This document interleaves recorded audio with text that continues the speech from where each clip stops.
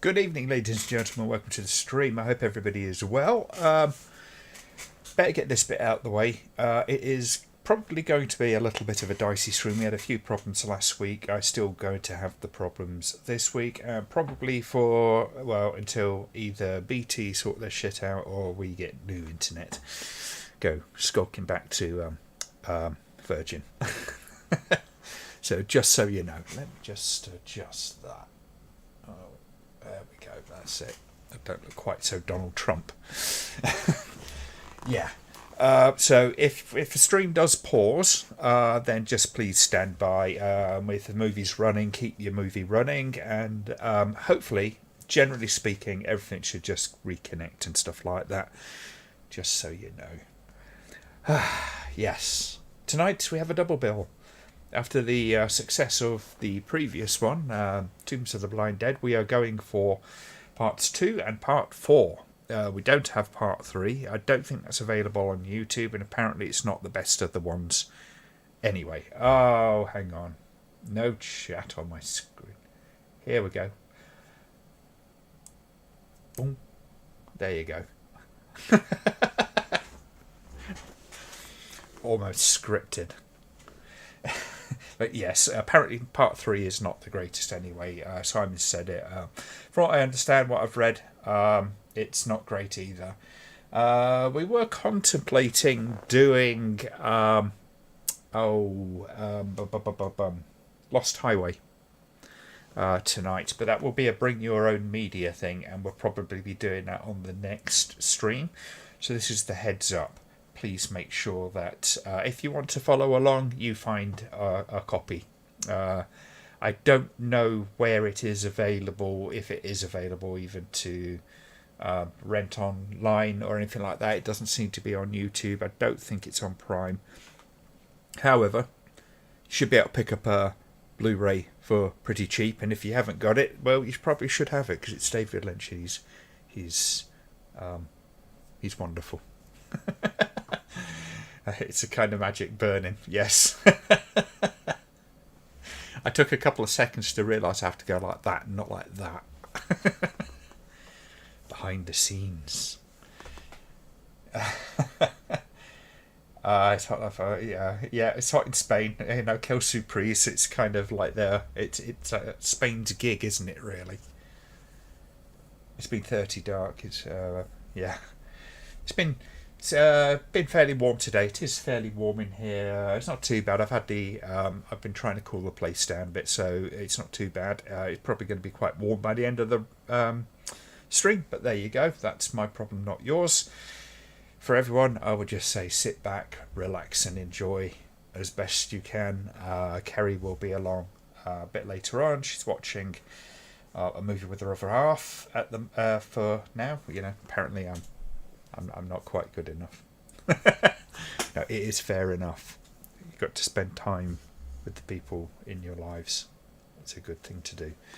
I believe my brother is lurking somewhere. I had a chat with him yesterday, and that was quite nice. So yeah. Holy moly, Fernando, Sancho, and Frank. There's a lot of people in this. Thanks for agreeing to Lost Highway in the next stream. It'll be a good one. It's going to be a tricky one for me in some respects because I don't know quite so much about it. I have had a little bit of a look around to see what other people make of it, and I shall probably be watching it tomorrow to try and kind of make sense of it, because it's always been one of those that's been the least coherent of David Lynch's films for me, and that is saying something when it's up against Inland Empire. However, I think it's more esoteric a movie than a lot of his other stuff. You have to sort of know the ins on it, but we shan't talk about it too much for now anyway, because we'll be talking about it on the next stream. Berlin Summer, all arses, tits and tattoos. Fair enough. It's been about 27 here. Abnormally hot here in Glasgow earlier in the week, though. I did give a silent prayer of thanks to the inventor of the hot pants. There are some bonuses to summer. I'm not much of a summer person, though. I think this year it's going to be a bit of an interesting one because going to have to turn those thermostats down a bit this year because of our lovely Russian friend who has caused a couple of little tiffs along the way. Mentioning no Putins. But she'll steer away from the politics anyway. Right, okay, so we are going to be first up with Return of the Evil Dead. Now, it's no surprise that it has a name like... actually, when was this done? No, this is done way before then. I mean, the first one apparently had a... I saw an intro for it. It's like the beginning of the film, which is set up to make it look like it's supposed to be a Planet of the Apes tie-in, and it's like kind of very laughable, to say the least. I always say the straight story is David Lynch movie you can show your mum. And it still feels like a David Lynch film, despite its relative normality. It's actually very good. Thank you, Richard. Groovy. Is the link to the channel movie matinee? No, it's FFF Fanta Terror is the first one. Yeah. However, it is a 1 hour, 13 minute and 55 seconds film. So if your film is, well, the version that you've got, if it's close enough to that, then we will go for it. You know what the drill is. It's never really that dependent, if you know what I mean. I'm not riff track, so you're not going to hopefully miss out on too much if you're a few seconds ahead or a few seconds behind. So hopefully we will be in the ballpark of at least about 2 to 3 minutes. One would hope. Anyway, as we have got quite a bit to get through, there's 3 hours worth of film here, folks. We shall get started straight away, and we can have a bit of a chat while we go. Sorry, 1 hour, 30 minutes and 55 seconds. So just under 96 minutes. I ain't going to convert that into seconds. I think this might be an interesting one. I haven't seen either of these films, so I will be watching it as fresh as some of you may be. Some of you have seen it, I know that much. I believe Simon has seen them all. Should be the English language version you're watching. I think you're watching Spanish language version. That's a different cut to the film. Let me just check. No, I've got an English language version. So, I'm all good. Thank you, Grandmaster Gav. I appreciate that. 131 and 53. Okay, yours seems to be about a minute longer, but that's doable. So, brilliant. Okay, so folks, if you start giving us a thumbs up, we'll get cracking on this Saturday night double bill. I have my beer. I hope you have yours, or whatever is your poison for the evening. And yeah, we will get going for it as soon as you guys are ready. This is the best of all the Blind Dead films, says Simon. Thank you very much. Hello, Byron. So, yeah. I will trust you on that. I was a bit confused when I first started watching it because it looked an awful lot like the first one. Is this an Evil Dead sequel? No, it's not. It's a Blind Dead sequel. First of the Blind Dead sequels. So there was Return of the Evil Dead, and then there was Galleon, Ghost Galleon, I think it is, and then Night of the Seagulls. But we couldn't get the third one. Looks like it's not available here. See if you can find another version. But yeah, it might go off watch it solo, having not seen it before. Okay. Have fun. Bye-bye, Kieran. Entirely up to you to do that. So, yeah. Oh, brilliant. Okay, we've got a couple of thumbs up. So, we shall get cracking then. So, we'll start on 5 and go on go. 5, 4, 3, 2, 1, go. Just remind you, just in case the film, my stream pauses, don't pause your film.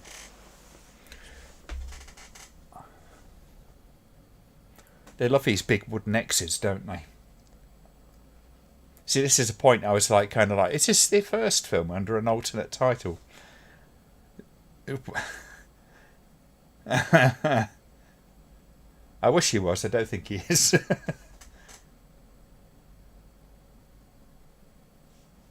Okay, Tim.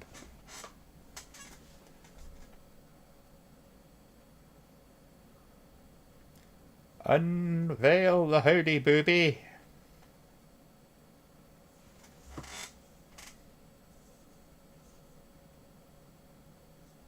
Not very noble people, are they, these Templars?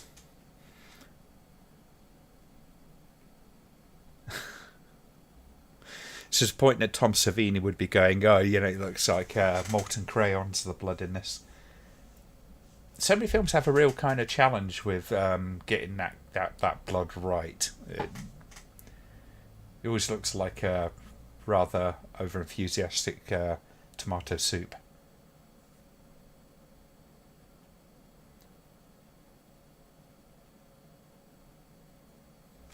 See, I try to figure out what the hell that was he's just eating, whether it was a heart or whether it was something else. Because it looks a little bit like an Anthropophagus the Beast kind of moment, doesn't it?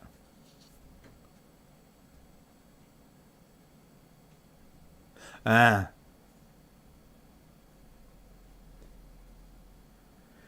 I think this is actually rehashed footage from the first. It wouldn't be surprising, would it? Very common practice, obviously, in Euro cinema. Euro exploitation, often just sort of recycling footage.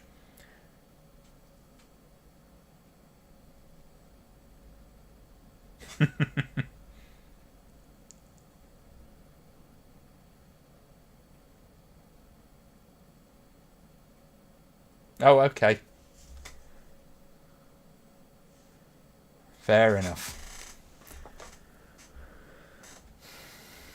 It's hard to keep track when you change names. The scene where the angry villagers burning the place down is where the original version of the film started. Ah. Did they just sex it up with a bit of titties and violence?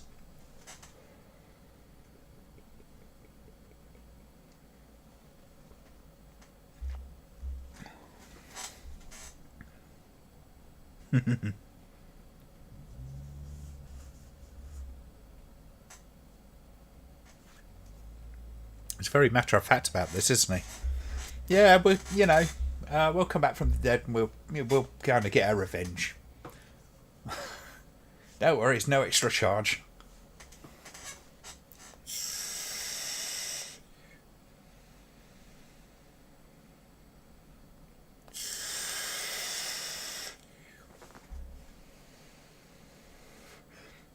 Ooh, origin story.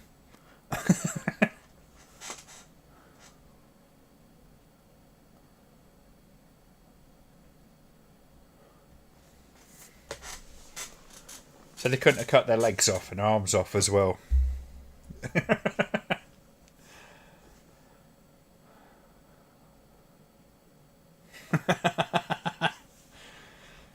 Yes.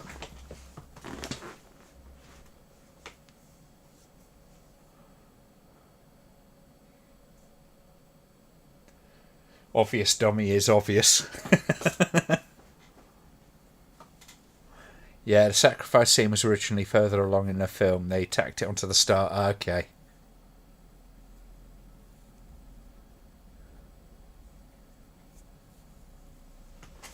The Return of the Evil Dead.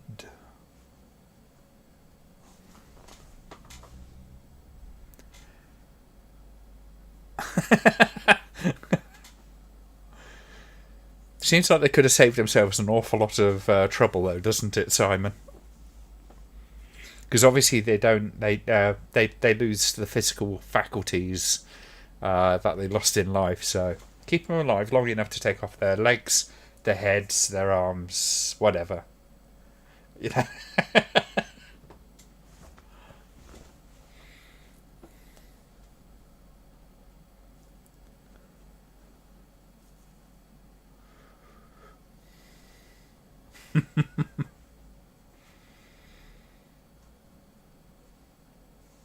Oh, Stephen King.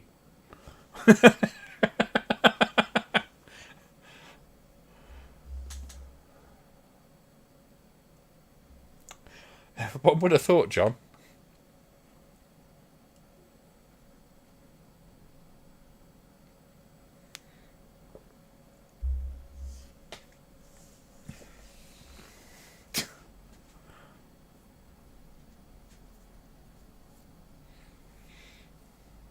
Lovely kids. Yeah. It's kicking author day.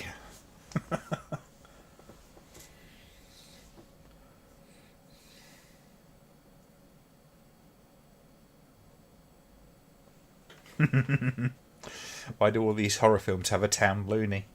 I think it's partly union conditions. I kind of like the Blind Dead Knights Templar concept. Could be ripe for a remake. Yeah. It'd have to do it right though, because I don't know. You know how it is. They'll end up just making it like kind of less spooky and just more gory. Not to say that they wouldn't have done it with the original if they could have done it. I imagine they did the best they could with whatever budget they had. I don't know what the budgets on this would have been like. It must have been fairly reasonable. The Union of Townley needs to land it.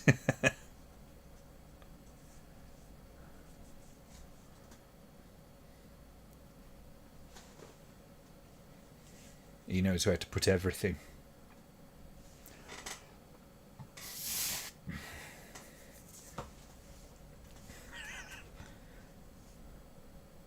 It was more the drooling for me, Simon. You can.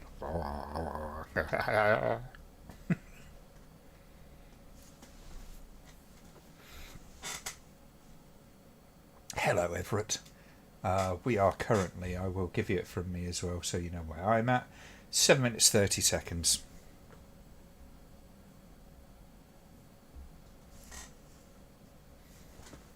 And we're on Return of the Evil Dead.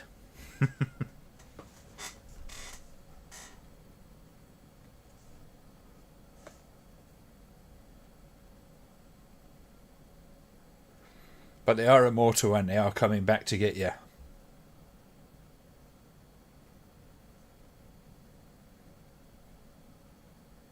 Ooh, exposition.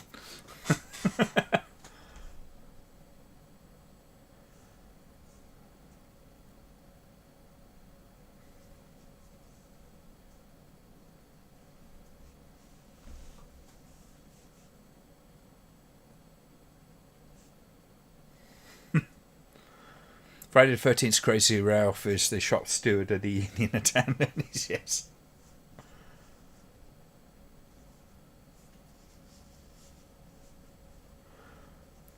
It's funny how that character took off, isn't it?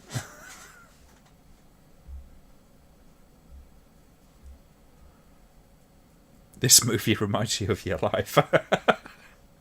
Okay. I've been attacked by many Knights Templar recently, have we?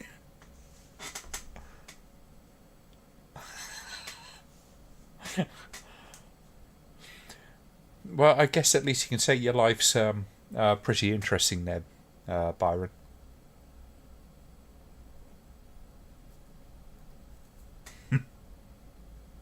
Oh, Stephen King's lurking again.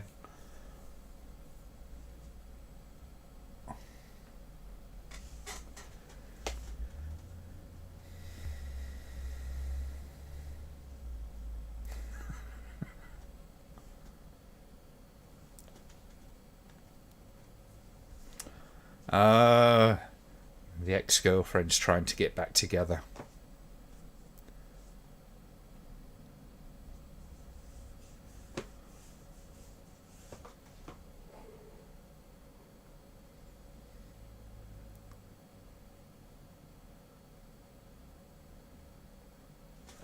There's a recent sequel, Curse of the Blind Dead, which was set in post-apocalyptic times. It's actually not too bad, but suffers from trying to make gothic horror into an action film. See, that's the thing, isn't it? I think that's kind of what I was trying to get at. That along those lines with what I said earlier. If they remake it, I think they really got to go full in for the style of horror that this is trying to go for.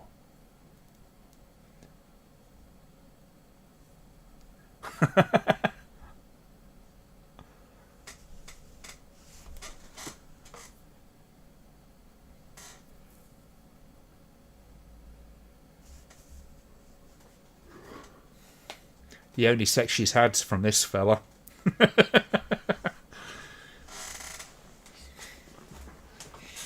That's why the town loony has that look. He's just gone a bit cross-eyed from screwing her.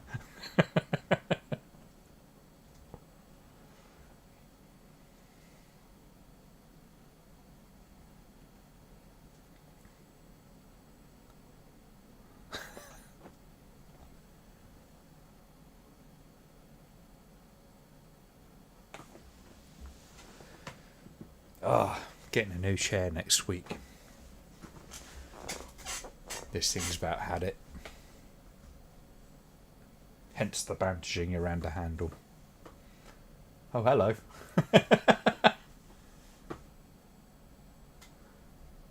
Didn't take long for her to persuade him. I mean, fair enough and all.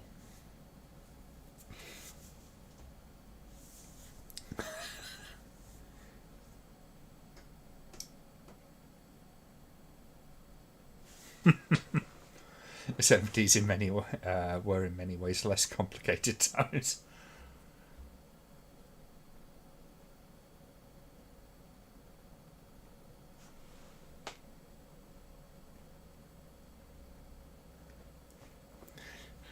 You know, looking at the ruins hard.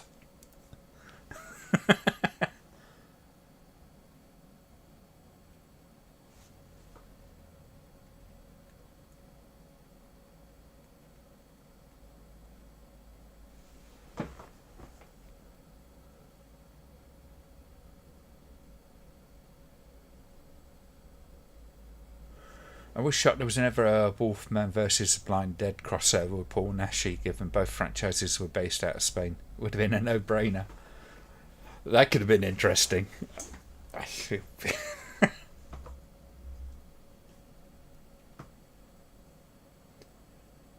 Now, the only one of the Wolfman series I've seen was Night of the Yeti. Or The Werewolf in the Yeti. Which I quite enjoyed, although it's a very sparse film, to say the least, but kind of enjoyable. Oh, we're going into German.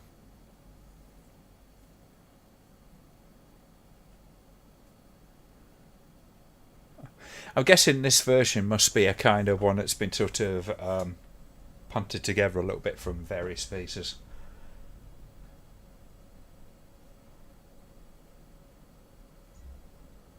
Sounds like a nice old French porn from the 90s.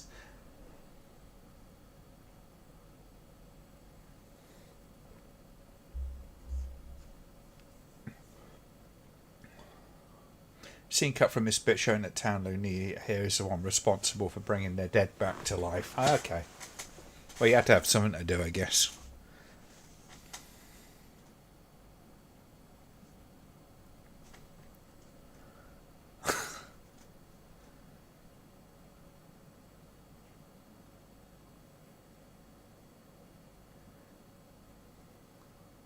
Well, there you go. I think this is one. This has had them all kind of put back in again. I apologise. I didn't obviously watch the film before. However, we can put up with that.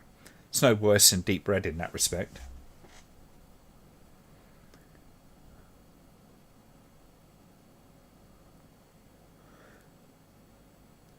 Yeah, that's what I'm thinking, Simon.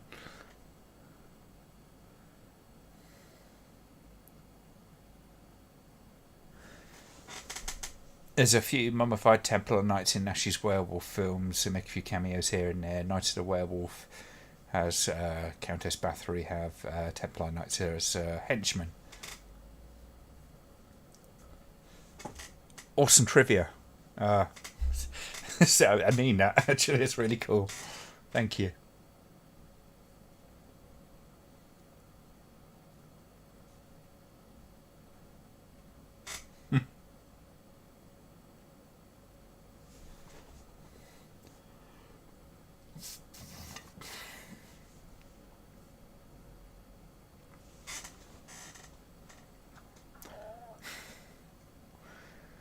There's something about this film that just, really kind of screams 70s, doesn't it? You're not really likely to mistake the decade. Richard says, great music. It could be worse. It could be shake your baby, shake. Shake your baby, shake.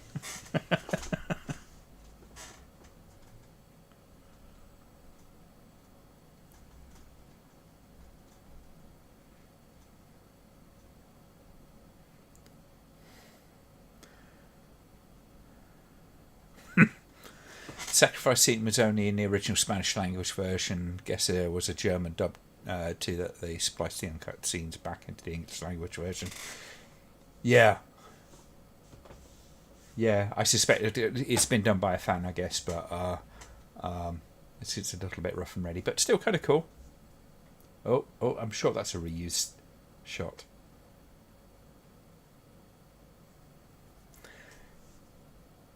So I don't think this is going to work out terribly well for the Looney. Speaking of town loonies, there was an anti-vax march in the centre of Glasgow earlier today. I swear there wasn't two of them hanging the right way.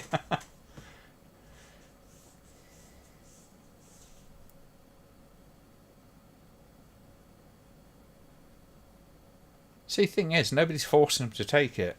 Nobody's got a gun against the header, so...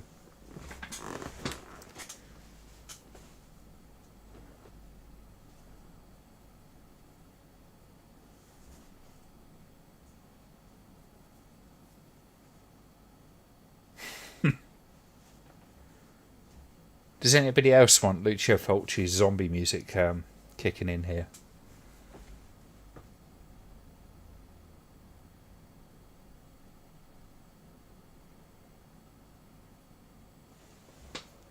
The resurrection scene here was reused from the first film. Yeah, I see what I was thinking there.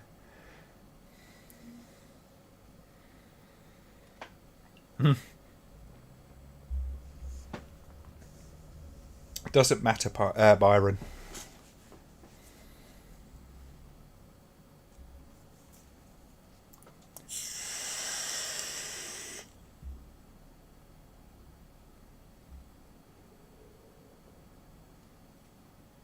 We're all going to die of monkeypox anyway, so... It's great, isn't it? It's World War III monkeypox or whatever.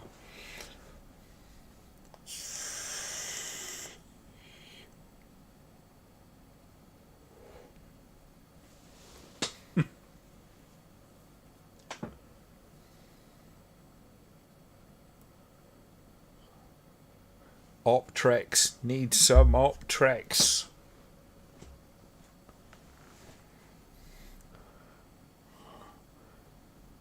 Should have got to Specsavers.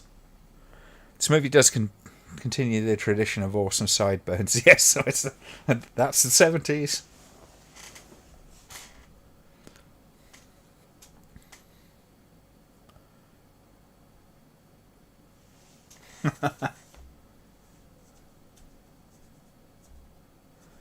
Do you think they might find this a little triggering, these Templars? They walk in and it's just like, oh, come on, lads.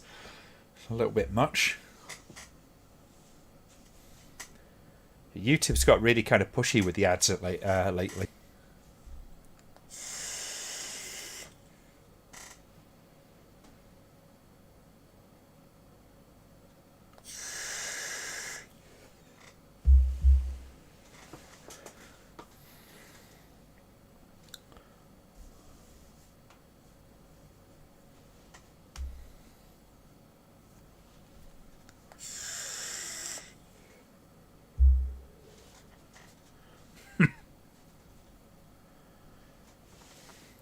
So it tells me they're not going to be massively friendly towards you.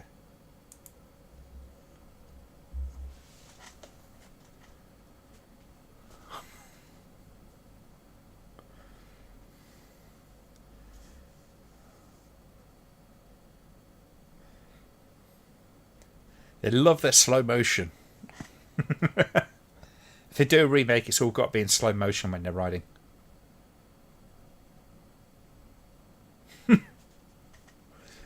That might be a touchy point with them. Yeah, my ad blockers do it a lot of them, but not all of them. Some sneak through still.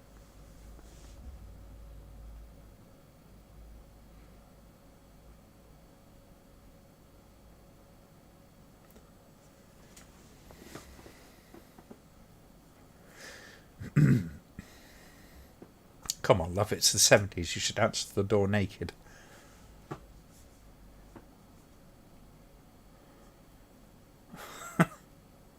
Oh, Julio.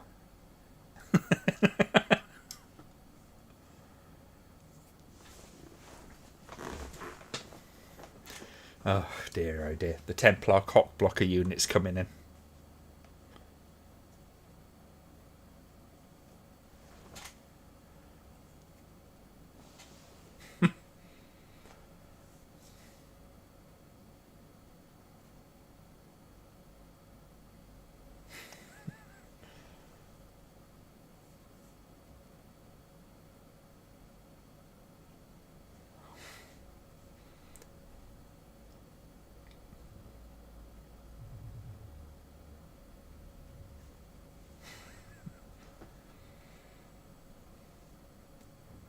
The Tash, does it not tickle your fancy?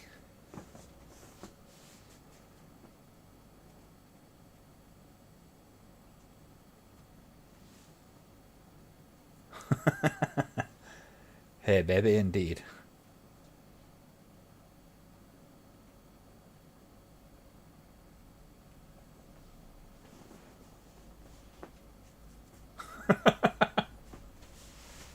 Definitely the 70s. Those post-coital cigarettes. The zombies won't know. No, they don't have to worry about their morals being offended.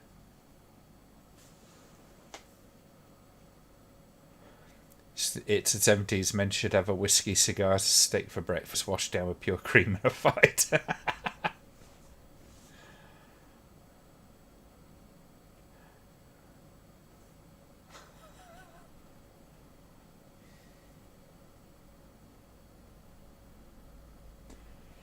Deathagram. Boom, boom, boom.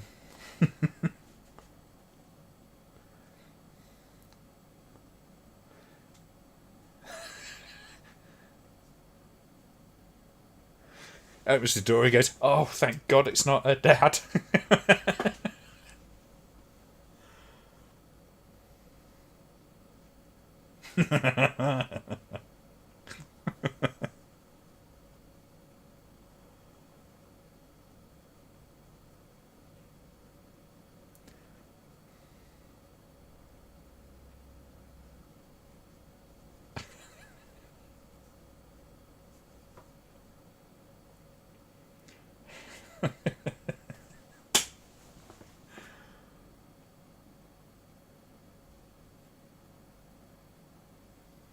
It's a pretty pathetic attempt to get in, really, isn't it?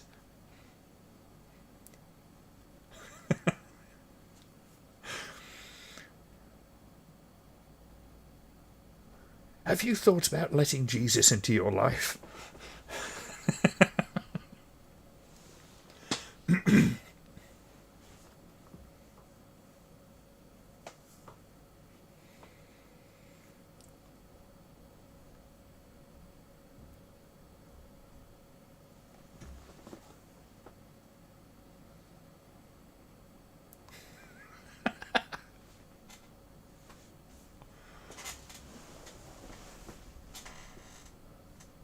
They always back away slowly, don't they?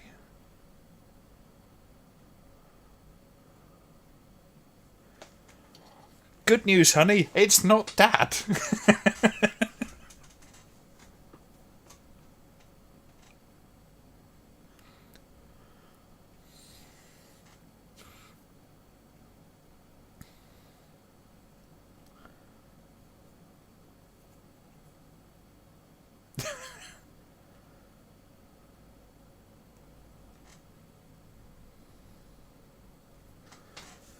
Always listen to the missus.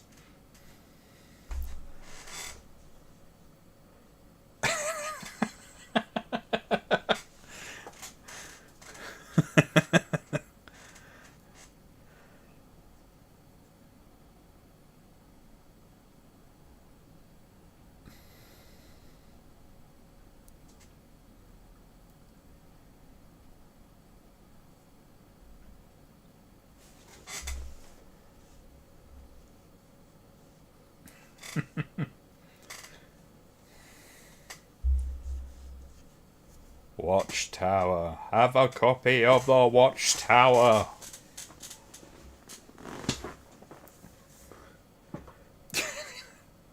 There's no cold callers, advertisers, political door-to-door knocking, or ancient religious cults.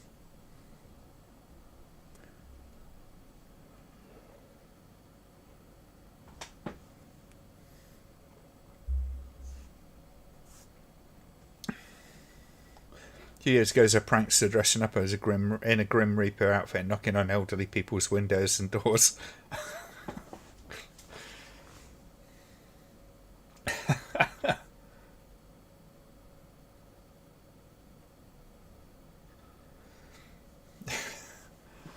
It'd get you shot in some parts of the world, that would.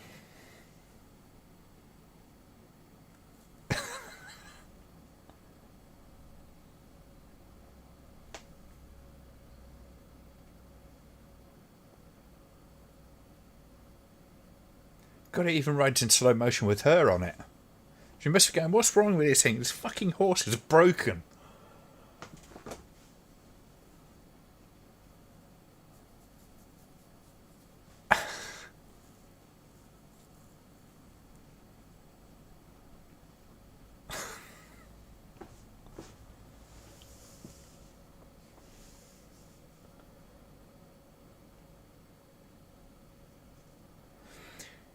It's in the lead, it's Knights Templar, followed closely by Under Knights, bringing up the rear as another knight.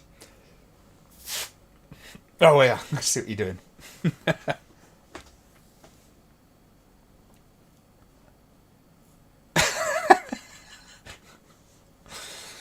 The power of prayer, eh, Baron?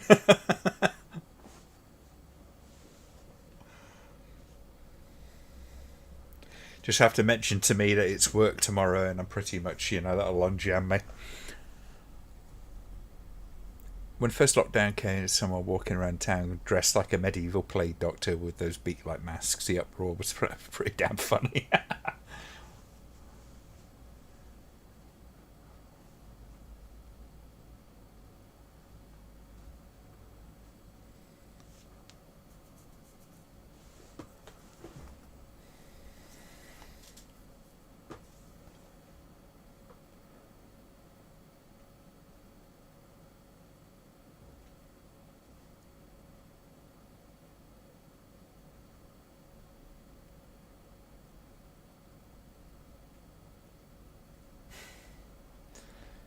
Don't worry about it, Byron. I'm sure you're fine with the man upstairs.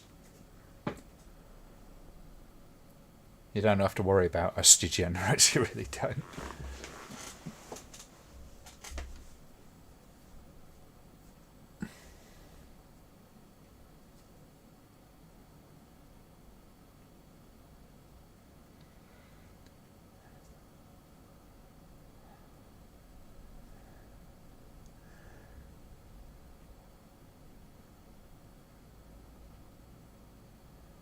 I was looking all right earlier.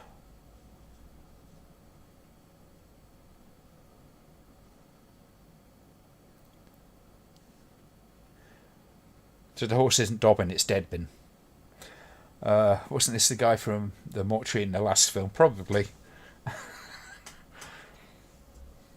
I mean, these were made pretty close together, weren't they, Simon? I think they weren't.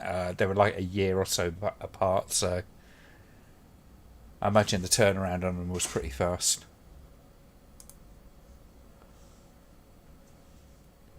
So, yeah, year apart. So all 4 films were made over 4 years.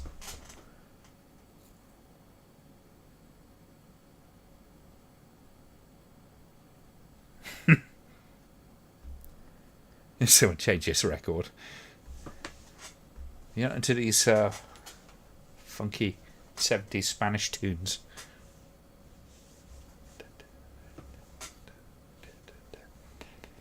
Cha cha cha.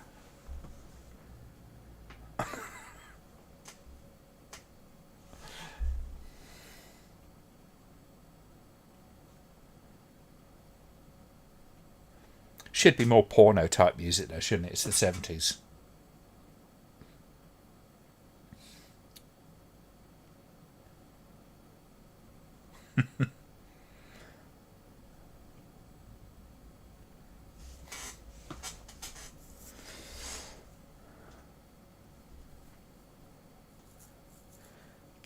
These costumes are so desperate. These 70s, it's unreal.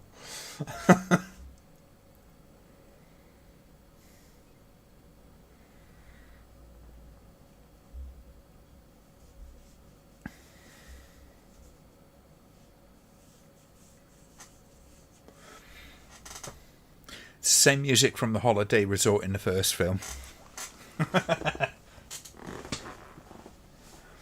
Now we seem to have gone into a Jess Franco film. If we see a naked Lena Remay walking around in the background, then we know that they're actually filming on the same lot at the same time. Thunderbird eyebrows.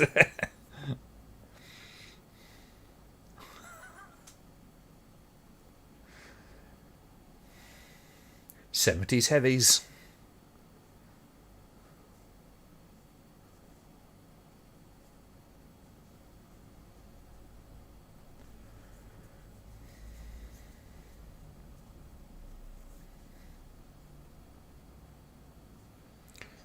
It's funny, the 70s bodybuilders were not kind of like the bodybuilders of today. Were more sort of barrel-chested, stocky guys.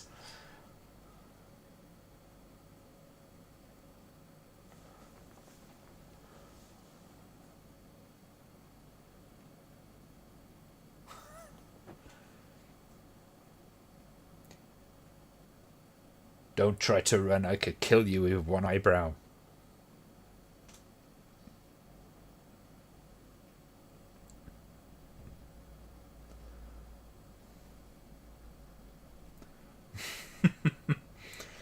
This is how you can tell it's not a Steven Seagal film, because if it'd been Steven Seagal in that in that position, then well, he wouldn't have taken a punch.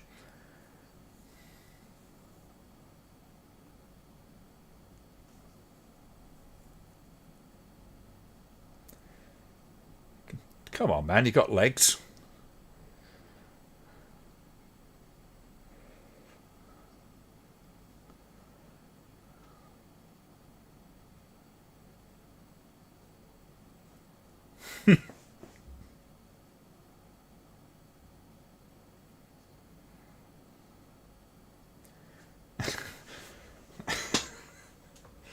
I took it like a champ. Now do you want to go have sex, woman? She needs to kind of, ice his wounds. Should have just gone to his car and got a tyre iron and bashed him with it. The lack of preparation was unreal, wasn't it? It's 1970, the 70s, when a man could wear a sheepskin jacket, unironically. And horses gallop at very, very slow speeds. It'd make for a very, very, very boring horse race, wouldn't it?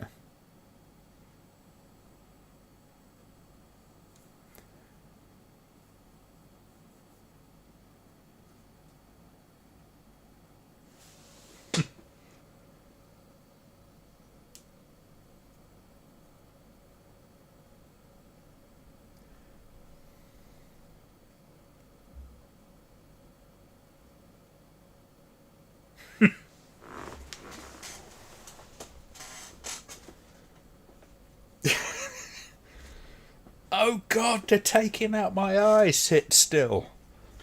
No, they've eaten my liver. No, just sit still. I'm the mayor. I know better. Bloody telephones.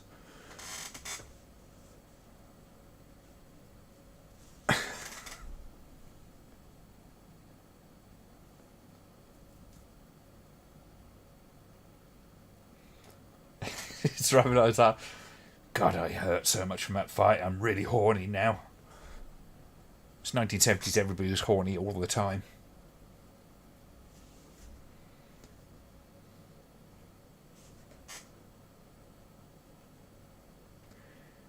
She needs attention and I need another ass kicking.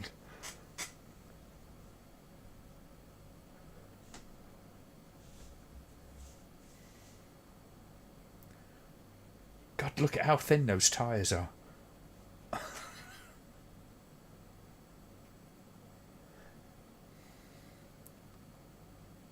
Oh, really? Okay, wow. So, yeah, this would have been Stephen Murphy's time. So, yeah.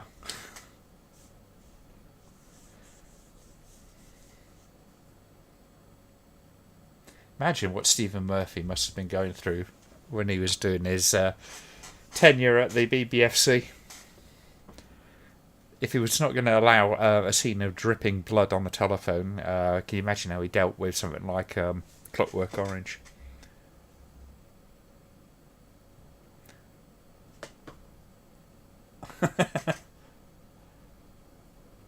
Banging party this. Bring on their Knights Templar. They will liven things up.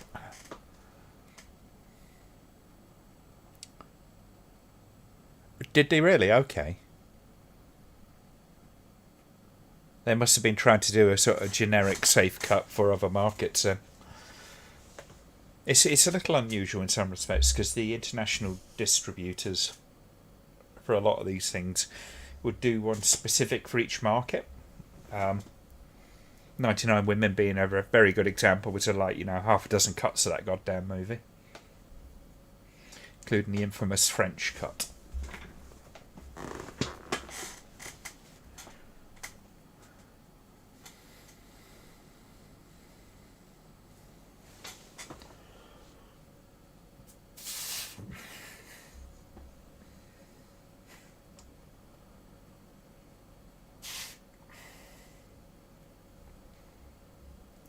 Fucking music. Jesus Christ.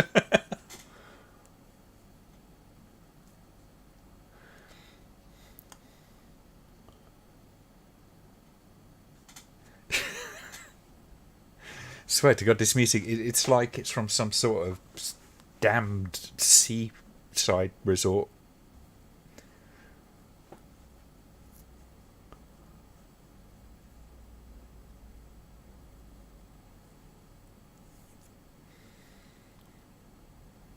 Yeah, the original English language print was re-edited and toned down.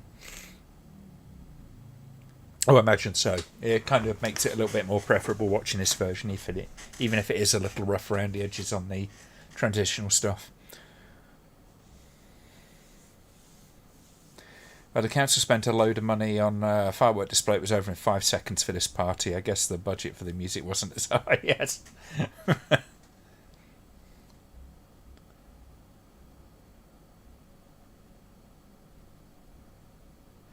This is probably the music that got rejected from Dawn of the Dead.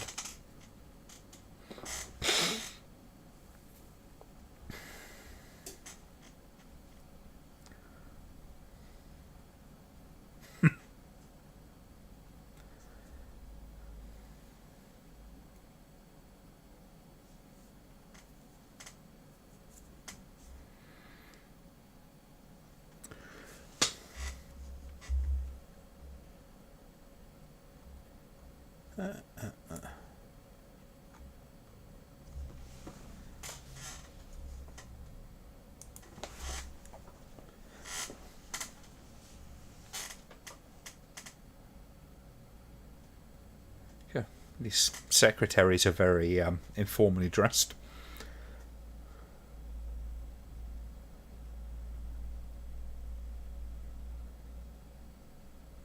It's just a Benny Hill moment.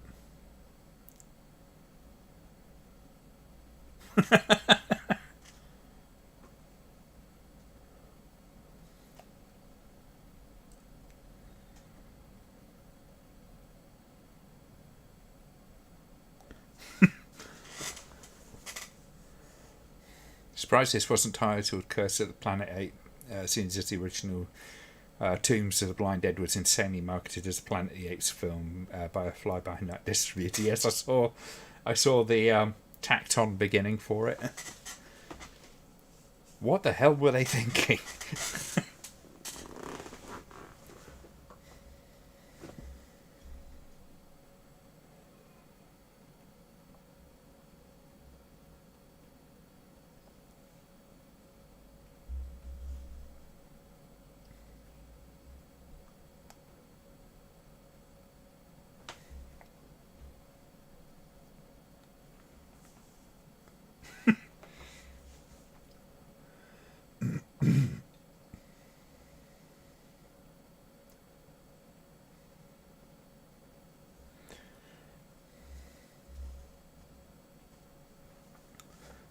Be right back.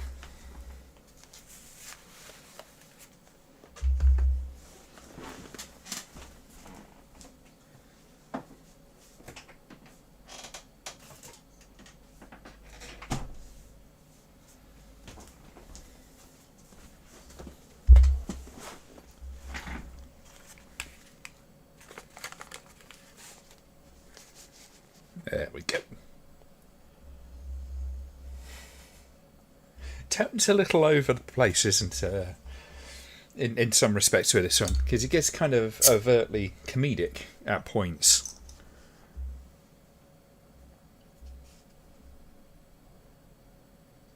It has a certain amount of campness to it, considering it tries to do all the really kind of sinister stuff on top of it.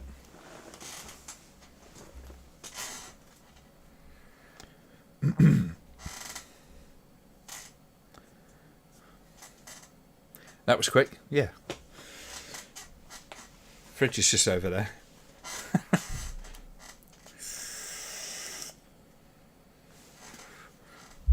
It's a well laid out little layer here, so.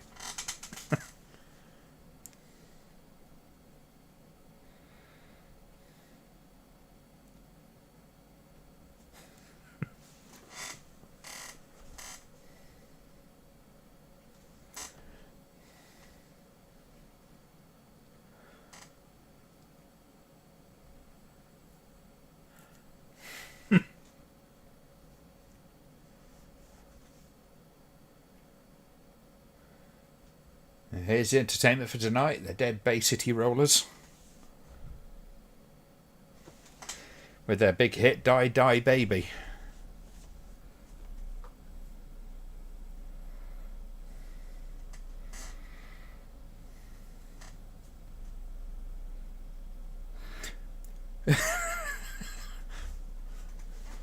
Well, there was a bit of please God that it be beer in the fridge, but that's about as close to a prayer as I get, I'm afraid.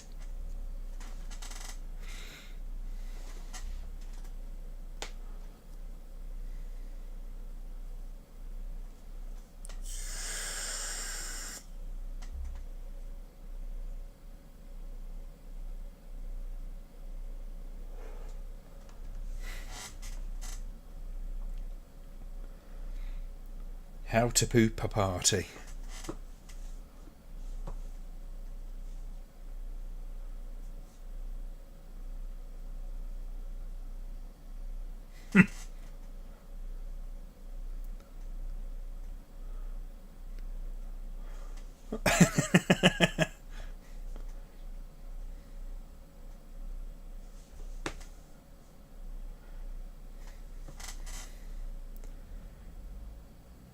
Makes you wonder, doesn't it, back in those days in the 70s, why bands like that really kind of got big.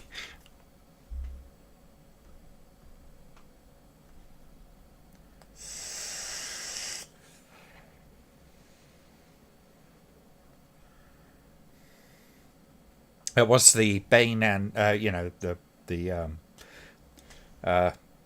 burden of the 70s was the clothes.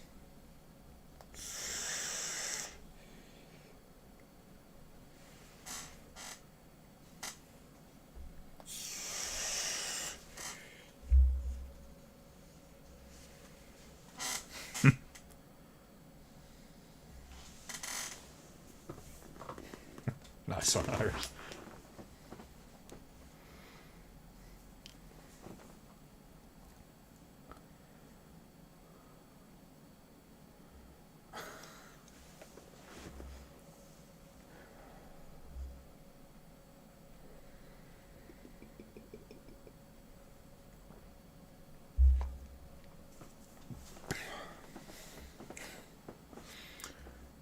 See, I thought that was the Beatles.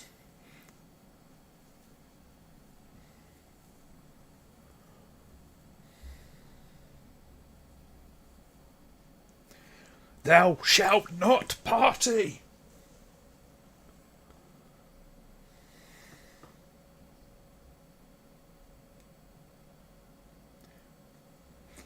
Well, he worked that out fast, didn't he? How many of these buggers is there anyway? Because there didn't seem to be that many earlier. Always seems to be about 6, 8 of them maximum.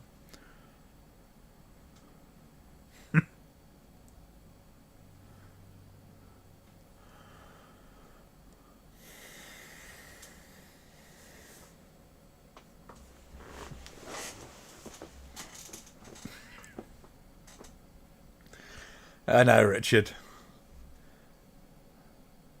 I do like the monkeys though.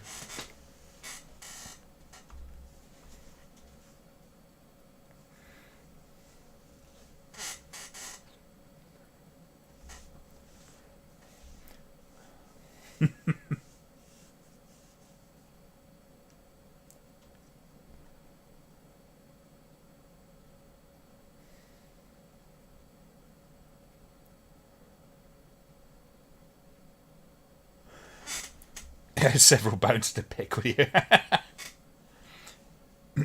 Pitchforks at dawn, folks.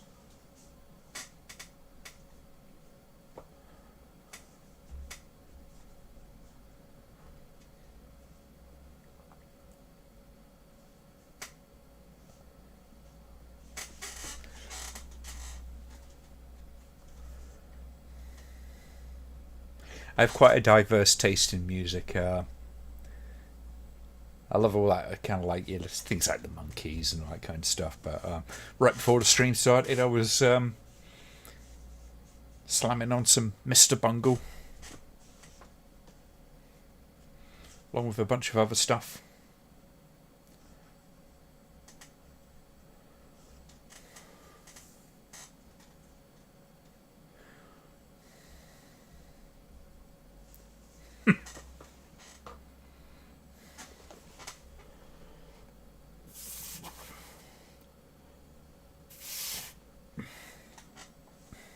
Templar zombie defeated by cart. Yes, I think you're a bit behind there, John.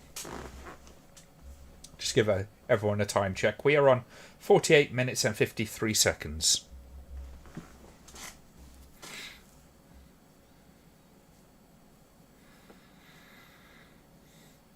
I do believe Kerry will be joining us at any moment.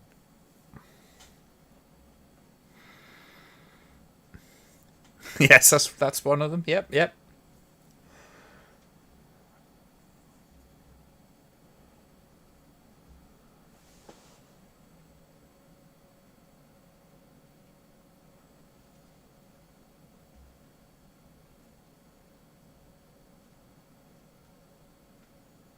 I was quite excited when Mr. Bungle basically did a rehash of their first album EP. Got released recently. You're on 46:30. Yeah, we're on 49:50 now.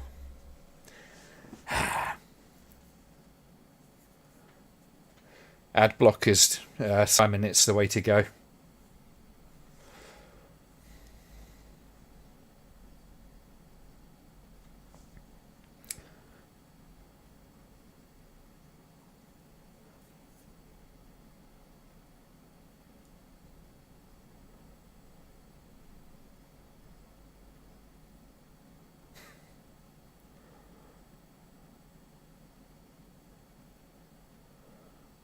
Joss sticks.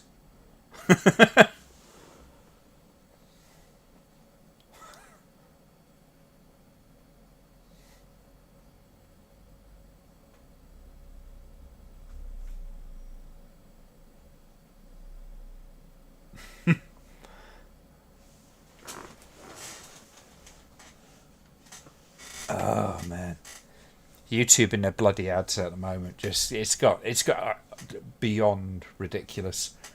They're basically forcing everybody to either use ad blocks or get YouTube Premium. And last time I checked, YouTube Premium was not cheap. And it's more expensive than friggin' Netflix, and they're not even making the content.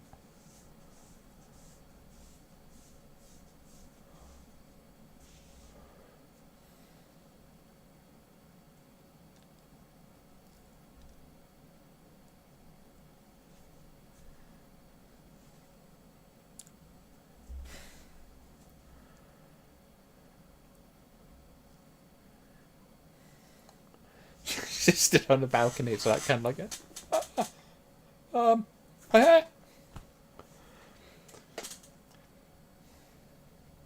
a hopefully to kind of sort of make him run away because of their delicate sensibilities. You're on YouTube Premium, couldn't stand it anymore. Yeah. How much is it charging you for that, Everett?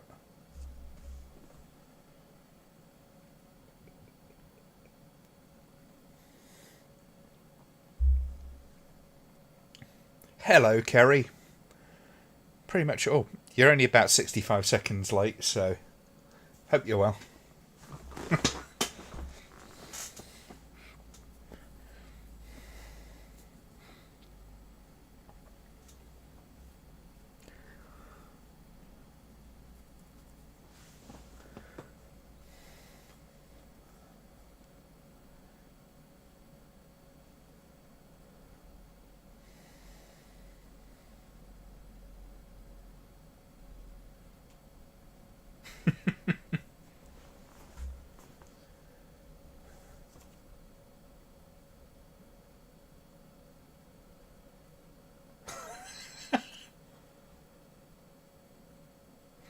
You're telling me you couldn't just drive through the whole lot of them?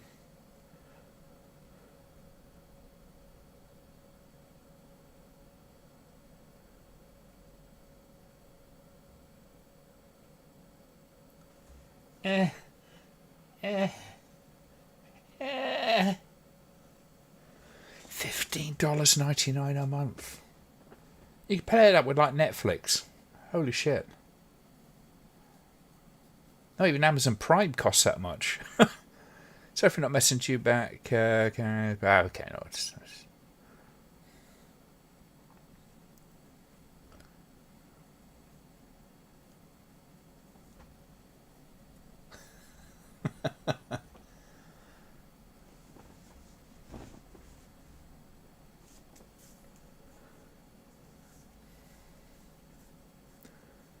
that's where the beds are. We'd be perfectly safe if we're in there having sex.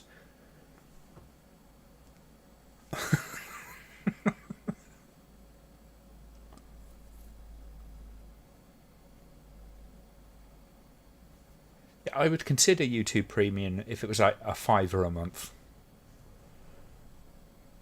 I think considering YouTube doesn't make the content, I mean, yes, there's costs involved in hosting it and stuff, but they get benefits in other ways from the whole YouTube thing. They're having that infrastructure and all that kind of stuff.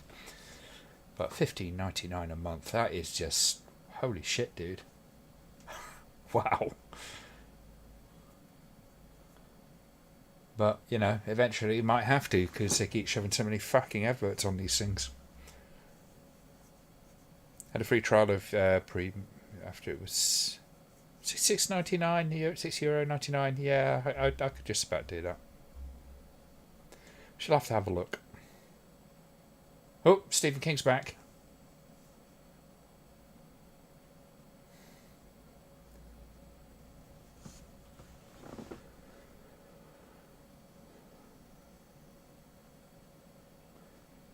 The suitcase full of pornography.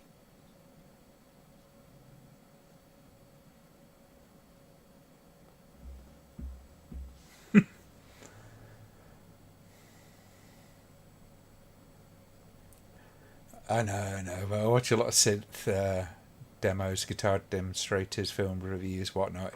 No, it's not having a go ever. You decide to do that, then totally your choice. I think it's extraordinarily expensive, but you spend your money how you spend it. I spent a fuck ton of money on that camera over there, so.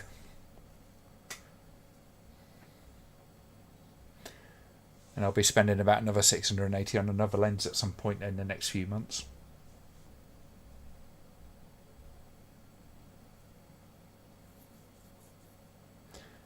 Five ads on a 10-minute video. Yeah, and why do YouTube allow that?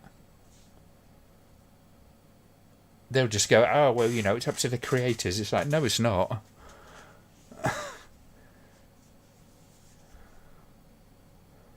Some creators do that. But I think it's creators who absolutely detest their own work.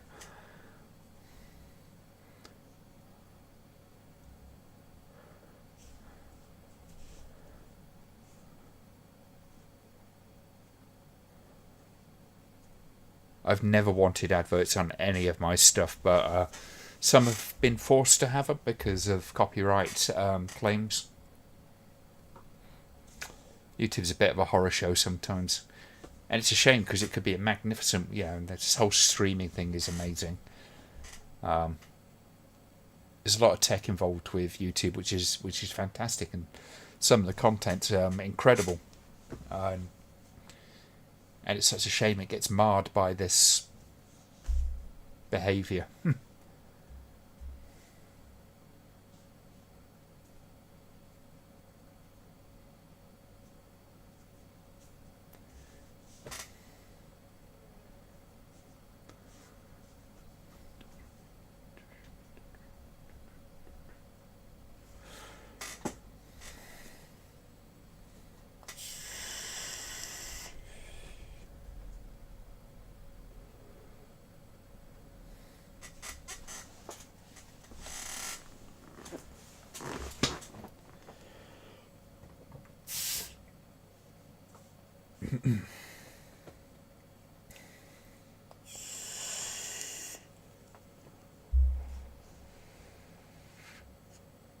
Oh God, yeah.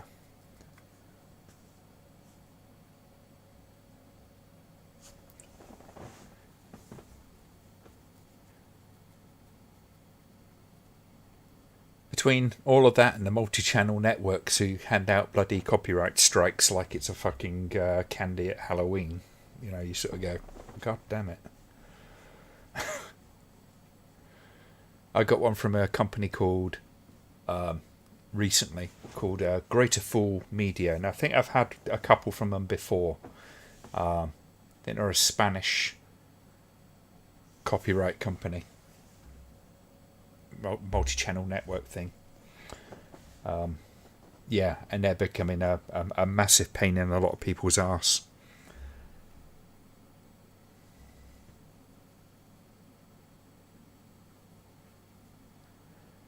Templar Night's not as much fun as Baywatch Nights.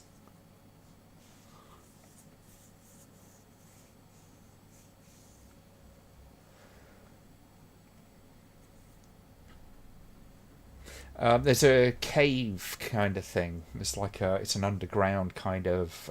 They think it was a chapel of some kind, which was said to have been populated by the Knights Templar back in the day. It's quite fascinating, actually. It's teeny tiny. You sort of go down there, you can only get like about a dozen people in there.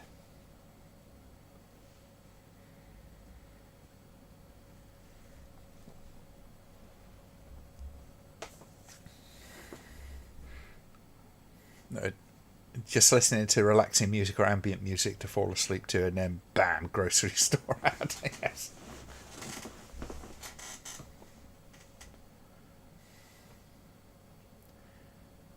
God, there was that awful period where every advert was kind of like done by about 3 different marketing companies, all in the same style with the same music. Or was that one where you had, several of them? You just had like about 3 performers that would read these scripts, and then they'd have kind of like 3 different cameras, and that's it. It's like kind of like to the face, one like that, one like that. Just absolute amateur hour.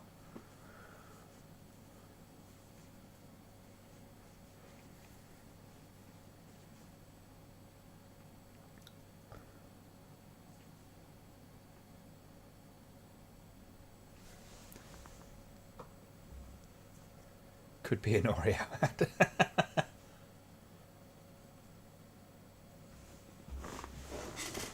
Just buy the CDs.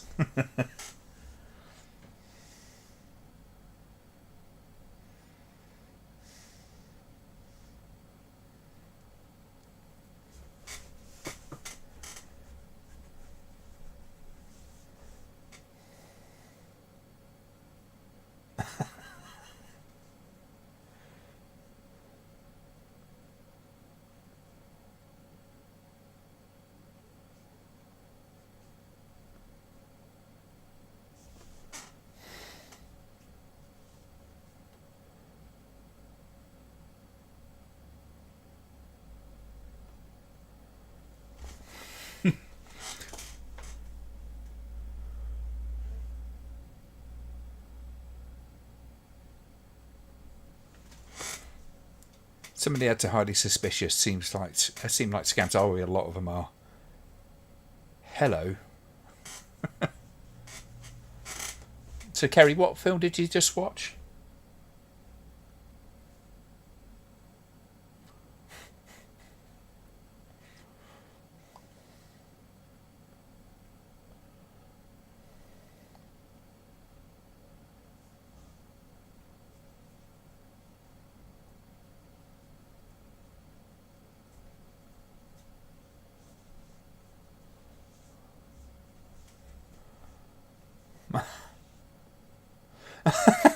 The woman's too much trouble. She'll get in the way.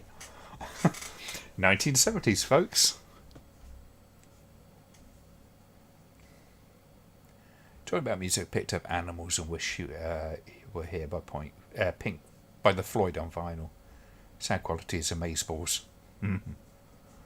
I haven't really got room for a turntable.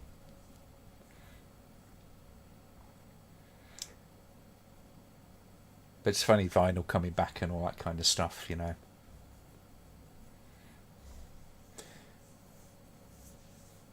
Watched Harry Brown, Michael Caine as a pensioner vigilante. Very, very violent and so much fun. Is that Death Wish 4? Sounds like Death Wish 4, just a British version.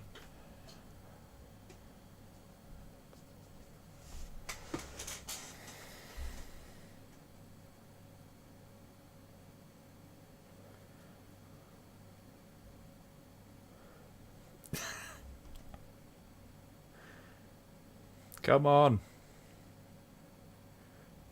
Dig better. David never could actually act. Yeah.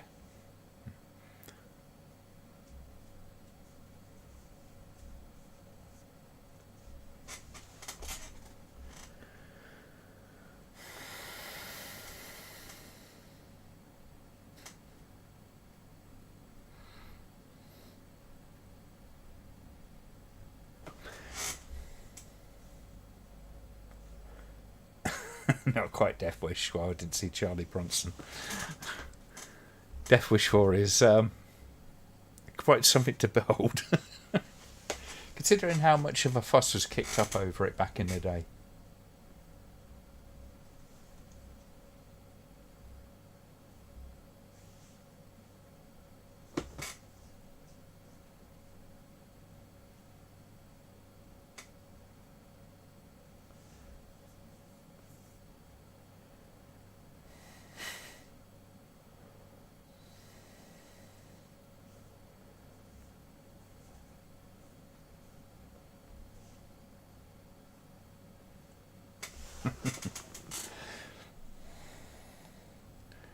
Picked it up yesterday for €1 in a charity shop.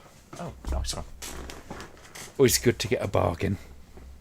Still waiting on Pink Flamingos. I think it's next weekend or so it's out.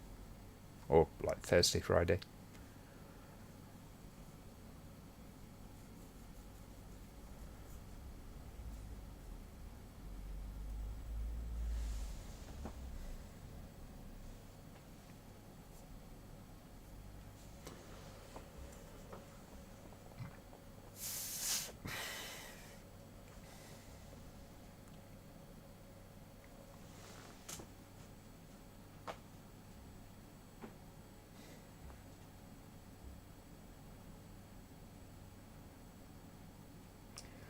Well, that's going to last long, isn't it?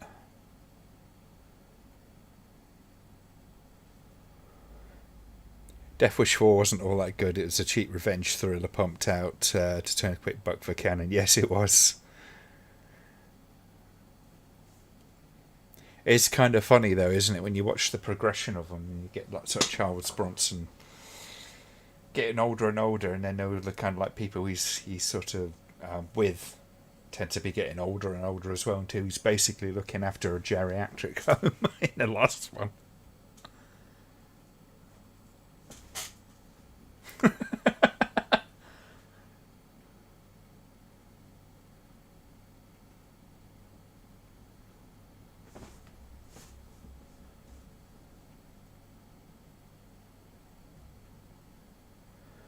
This does not seem like a good idea to me, this.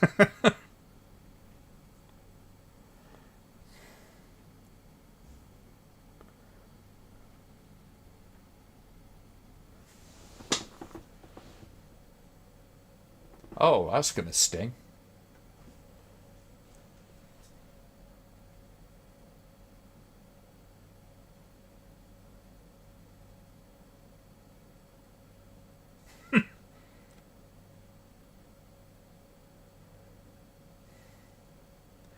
Canon turn out cheap product for a quick buck. Slander, I tell you, yes.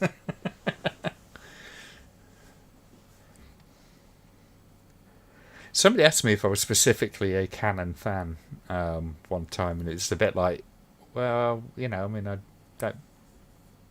I'm not loyal to the label, so to speak. They had some good films. A lot of it was pretty much kind of churned out sort of stuff. It's sort of like the American version of Eurocine, just with a little bit more competence.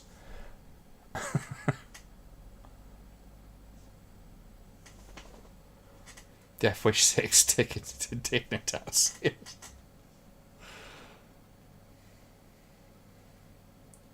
Oh, you could tell by Death Wish 4 that he was, Death Wish 4 and Death Wish 5 that Charles Bronson was definitely starting to feel his age.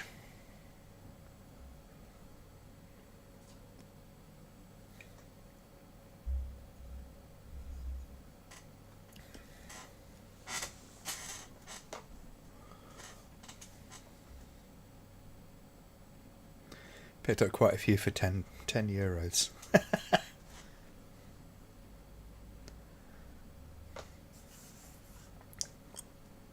I need a bigger place if I'm going to expand my DVD and Blu-ray collection much more.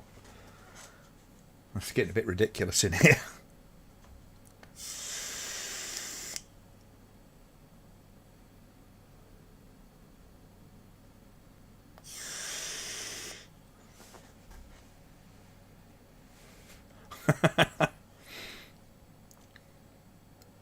Rhymes quite nicely, that one.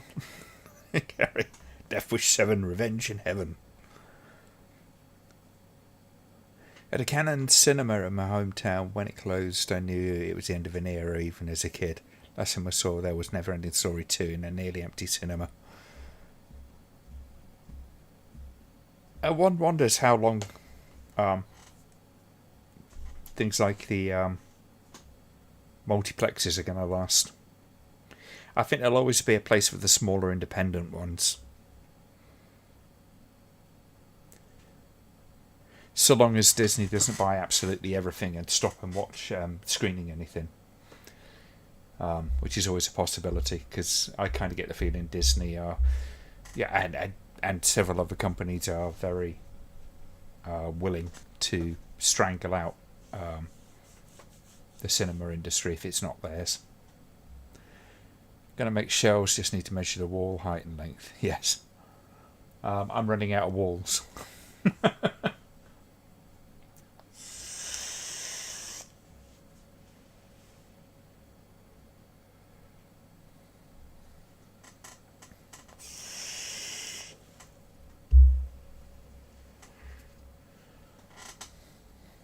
Yeah, it kind of happens, doesn't it, Everett?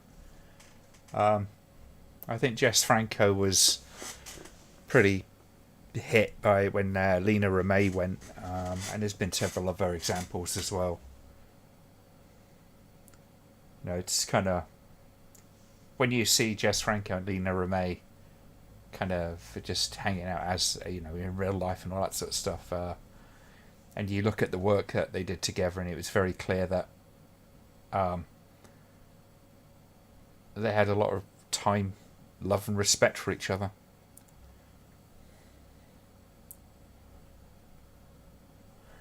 Oh, you screwed that up, didn't you, Mayor son?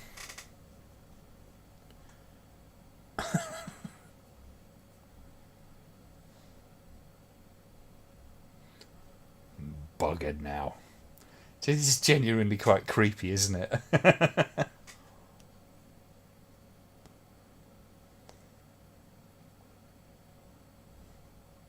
Oh god, they just let it get out. Really?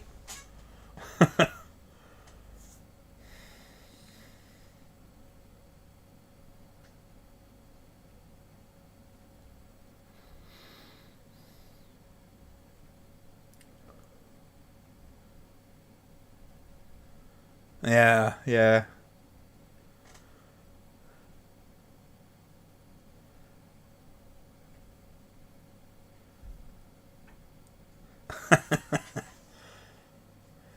This scene was also trimmed for the export version.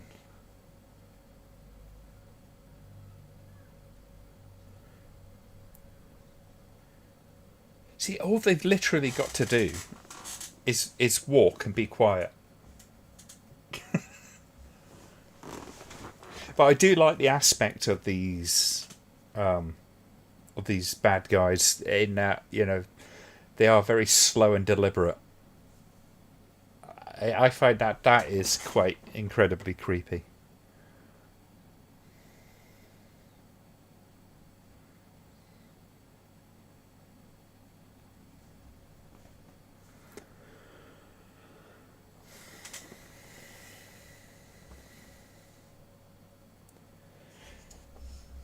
I think the never ending story kind of passed me by as well, Richard. I think I was past watching films of that kind when I was by the time it was released.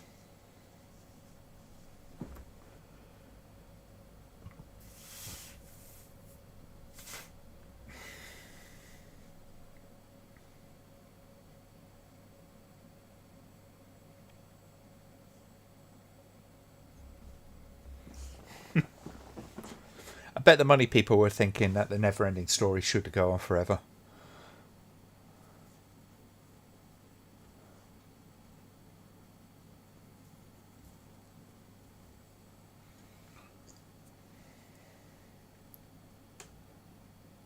Damn my eyebrows.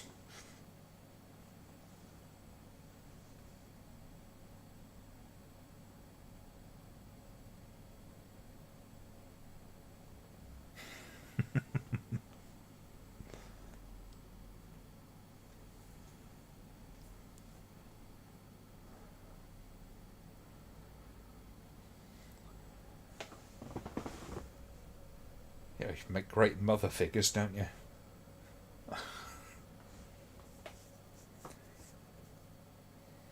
Oh, she went out to play with the dead people.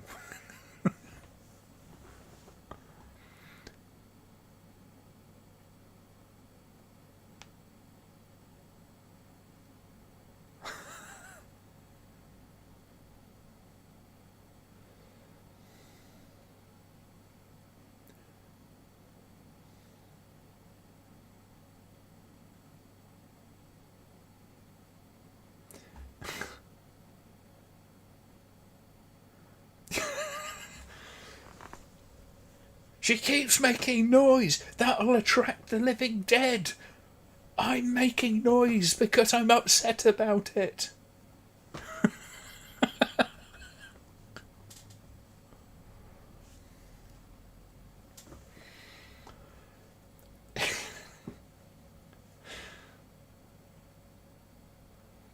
If I was going to make a spoof of this movie, it'd be The Blind Dead with the little banner underneath it saying "Shut the fuck up."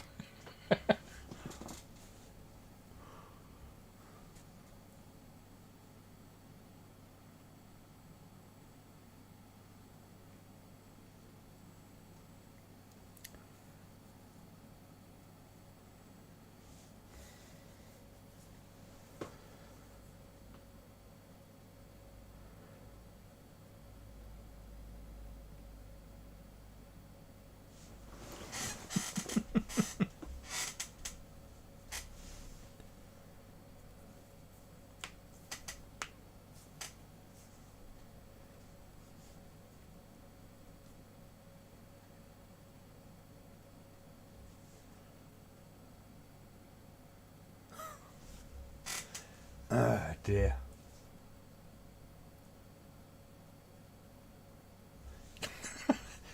Want to go? No.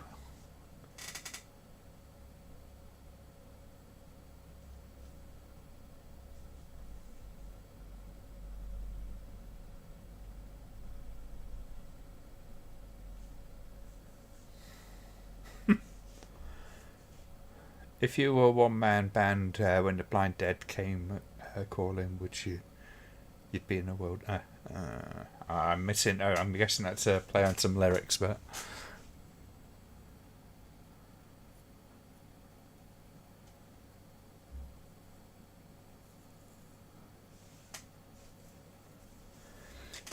perhaps they're only killing people by accident. They're blind after all.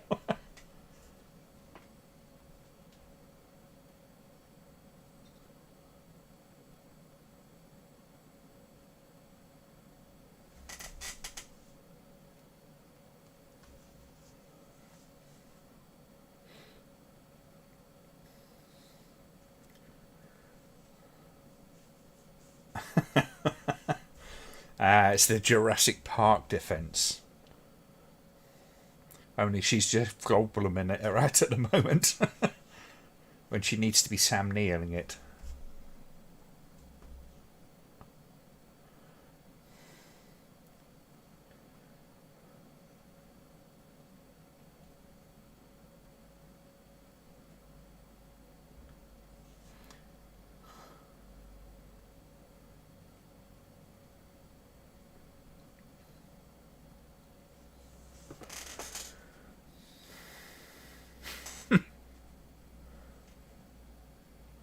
God, they've dug well.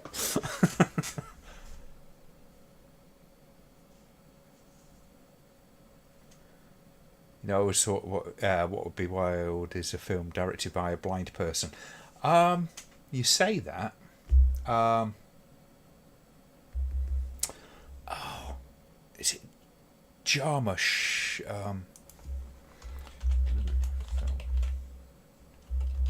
Derek Jarman.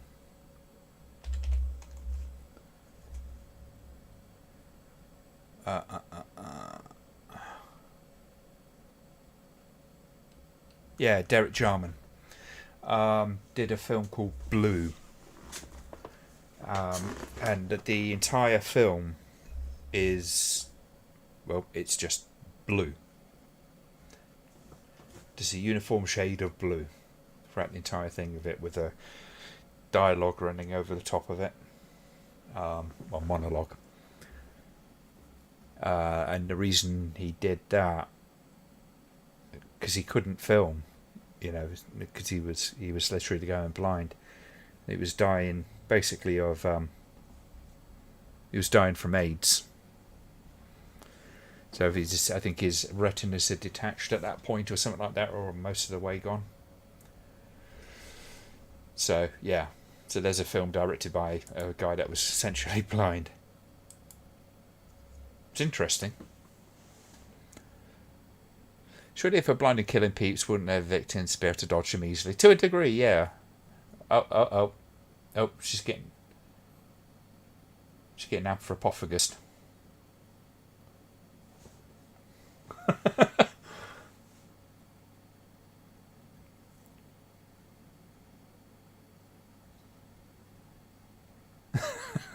Okay, I'm serious, yes. Yes, to an extent they should be able to dodge them easy, but I think they're supposed to have like kind of really serious hearing. So they track people by sound. Although it's not really bigged up that much in the films. If you're going to do a remake, I'd be kind of concentrating to a bit more on that kind of aspect. But it wouldn't be the first or only film that's kind of done that as an aspect of the bad guys. Yves Klein Blue, the bluest blue known to man. Carl Calgren did a really good video on it, actually. It was quite interesting.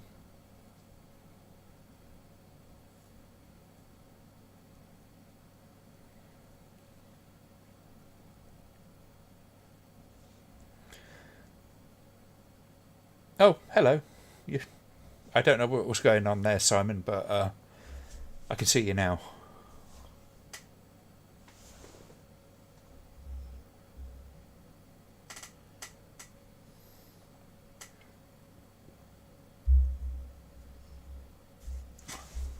I didn't ban you or anything, and I'm pretty sure Kerry didn't.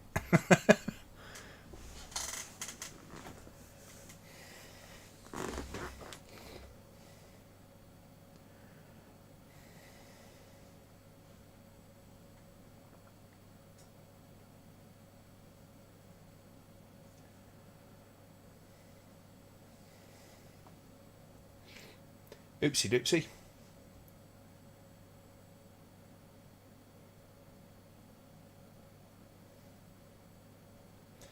It's amazing, isn't it, when these people get impaled on such a tiny little thing that they're still upright perfectly fine.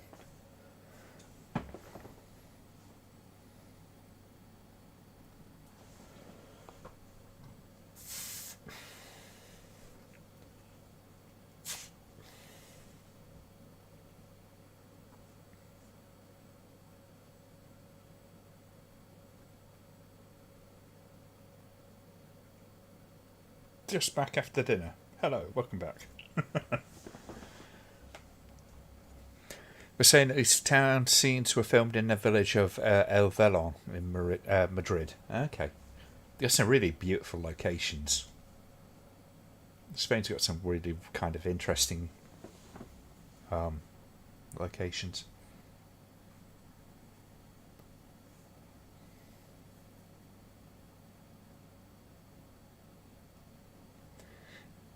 You watch your mum and papa. Sorry, kid, they're dead. They've been taken away by the legions of the doomed.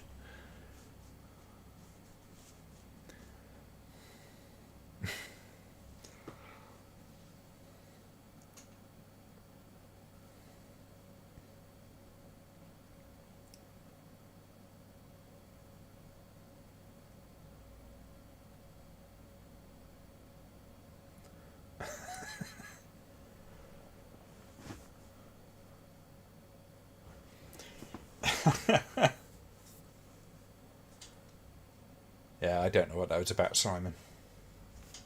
I don't think it's at my end because you didn't come out in the chat box or anything, so maybe it's more YouTube fuckery. Oh, YouTube.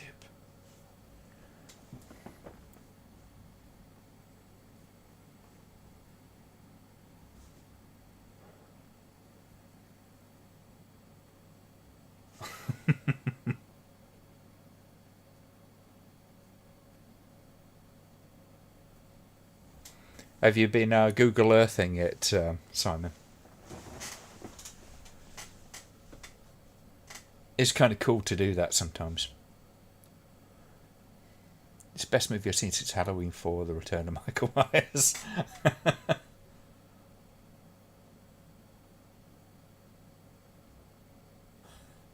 It's 1.6 kilometres to a mile-ish.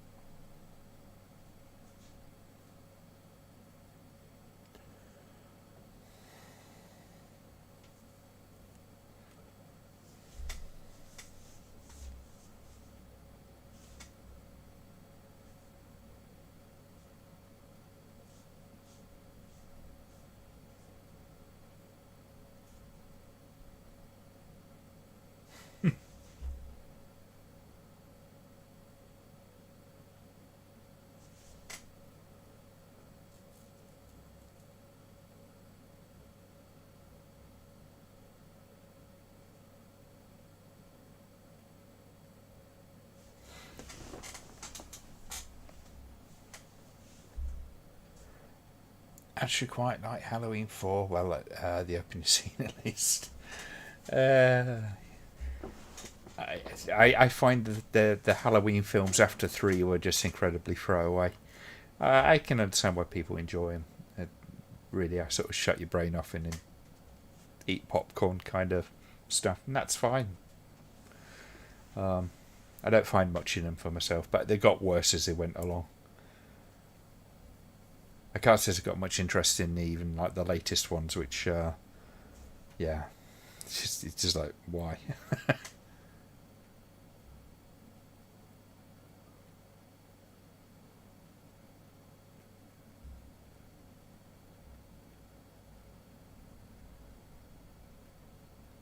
Oh, she cheated.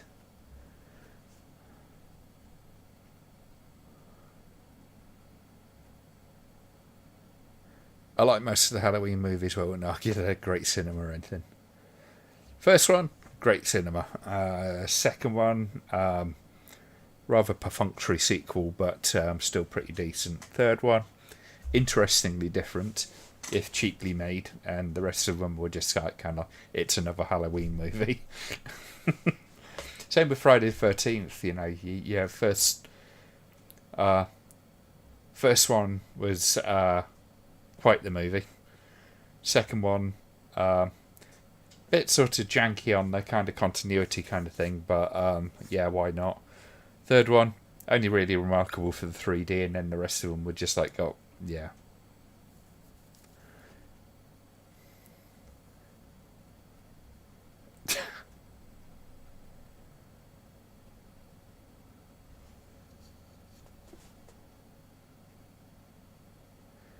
Looks like the batteries will run out, folks.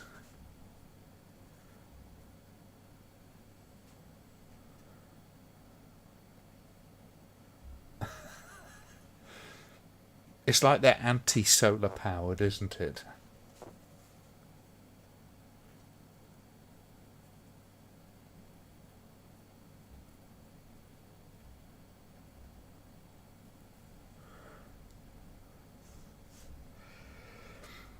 My brother just went on another walk from, a like 17-mile walk from Melton to Leicester. It's a bit nuts thing to do.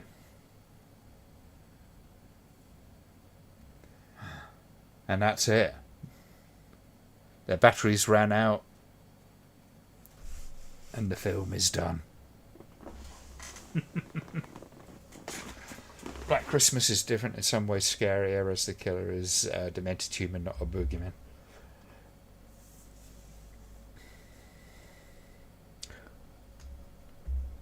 At least we've got some different music at this point. I think the highest quality thing about this film, generally speaking, is probably the credits. That was pretty enjoyable. How long did that take him? He said about 5.5 hours.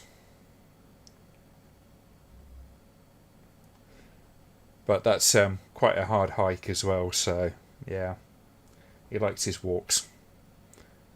I showed him a couple of photos he's been taking as well, so he's making use of his present that I got him.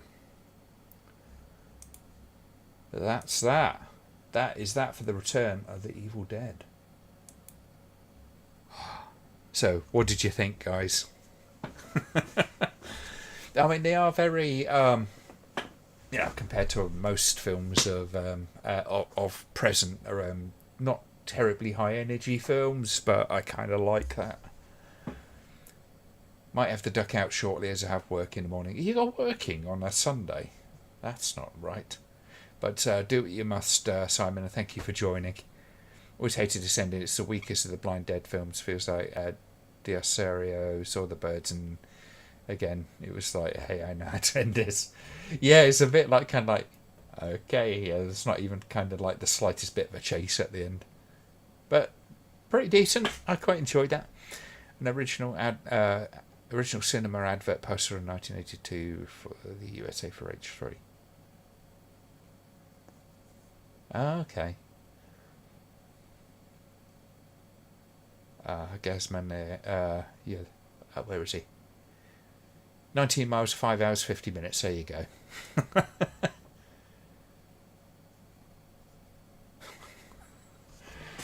I mean, I could do it, but I would not feel good at the end of it. There you go. You work every other weekend. That sucks. Boo. But yes, you do what you must, Simon. Thank you for joining.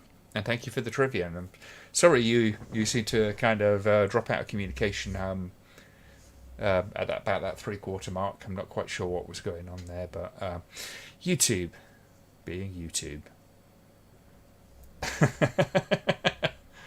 Gary is king of the lurkers. He likes to chill out. Okay, you're back. Okay, we're about ready to watch the next one. So start getting yourselves ready for Night of the Seagulls, folks. And then we'll get cracking with that. It is up to 27 degrees in here. It is getting warm. But we will soldier through. We've got another hour 29 to watch this next movie. So we'll get started within the next 5 minutes. I think that'll probably be a good idea. I assume Kerry is going to join us for that one, but if not, and if anyone is dropping out at this point, thank you for joining. But if you guys start giving me a thumbs up, do I get another beer out while we're at it? Yeah. Start thinking about giving us a thumbs up, so get yourself all queued up, and we will start from the 000 in just a couple of minutes. Whoa, give me time for the Twitter review. What's that all about, hey? Back in a minute.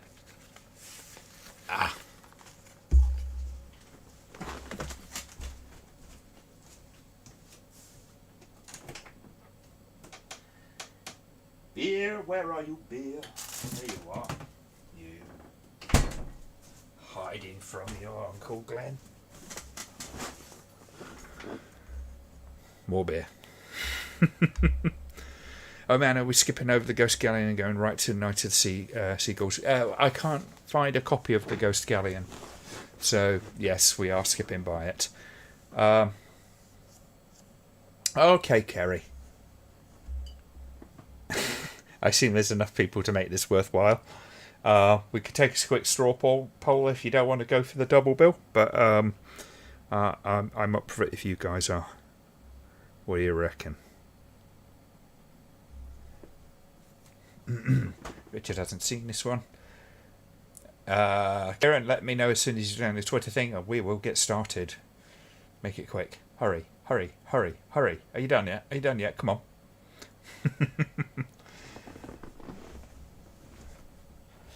Yeah, I was looking for it a bit earlier, but it was only like trailers and stuff like that.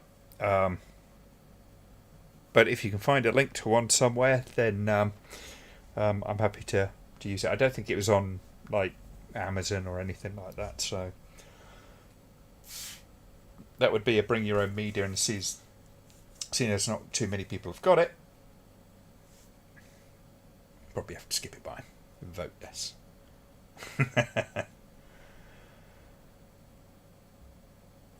Okay. Happy going for the double. Was not seen it. Enjoy Guy's company, of course. Excellent. Okay. Rumour is Arrow is working on a Blind Dead box set. Oh, that'd be kind of cool. Going as quickly as I can. Got to get some good images from the film.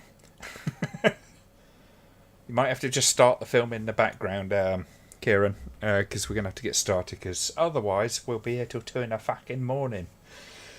We can't have that. I've got to get my beauty sleep. Got to get the damn door open as well, because my fucking god, it's getting warm in here. Maybe I'm just having a kind of hot flush.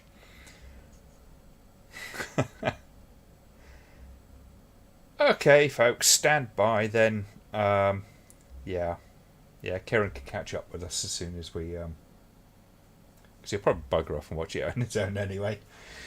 Okay, stand by, folks. We're going to go on the count of 5 and go on go as usual. So 5, 4, 3, 2, 1, go. Profilme sa Ankler Century Films present Night of the Seagulls. It's not the most threatening title for a film, is it?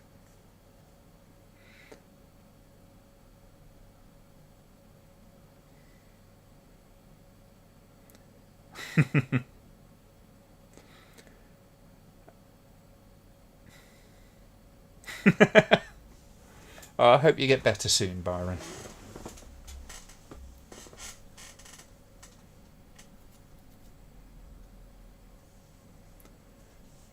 Francisco Sanchez, Armando de Osorio.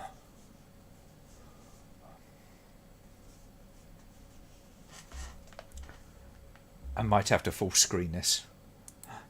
Oh my god. Benefits of having 3 screens, you see. One of the good things that came out of COVID and working from home and all that kind of stuff was I ended up buying that, splashing out for an extra monitor.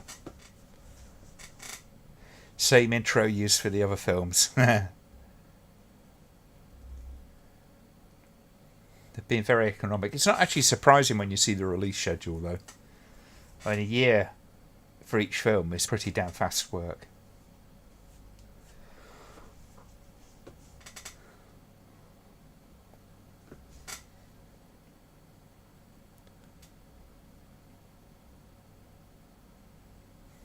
Nice quote, Byron.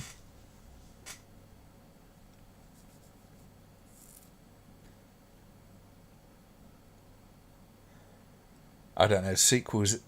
Sequels. The Seagulls in Glasgow can get downright belligerent. Yeah, yes, they can. They're particularly vicious if you're on the coast, especially on the big popular seasides resorts, because idiots keep feeding them, so then they get a little bit over entitled.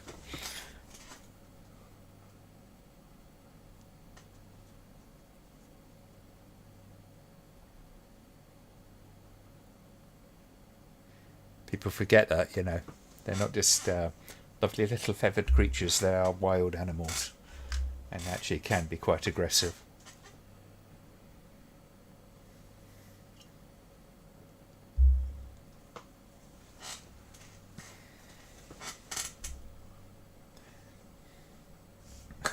Haven't these people learnt anything? Don't mess with those pesky Templars. Night to Seagulls, is this another birdemic? Says my brother.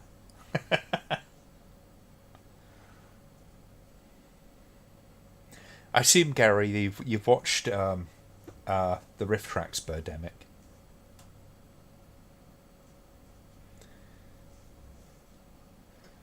Which really is the only way to watch that film, in my opinion.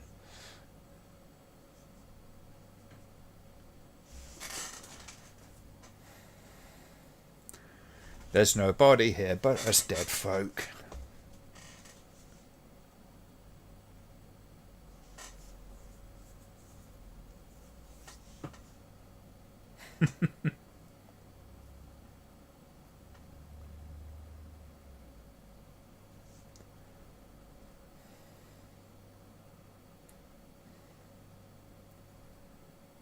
Oh, crikey, now they're moving fast. They're serious about this.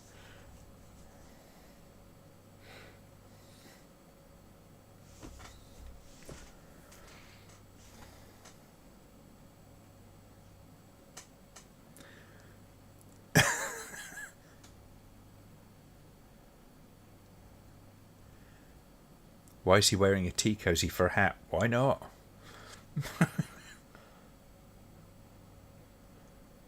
It's a little Benny from Crossroads, isn't it? Kind of dates me a little bit, doesn't it?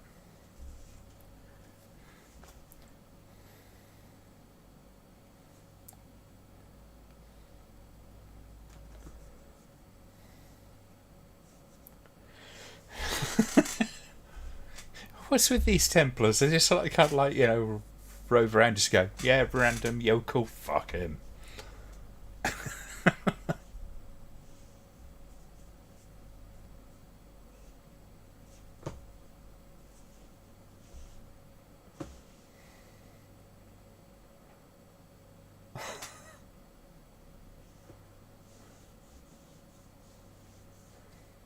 Woman must be a harlot. Seize her.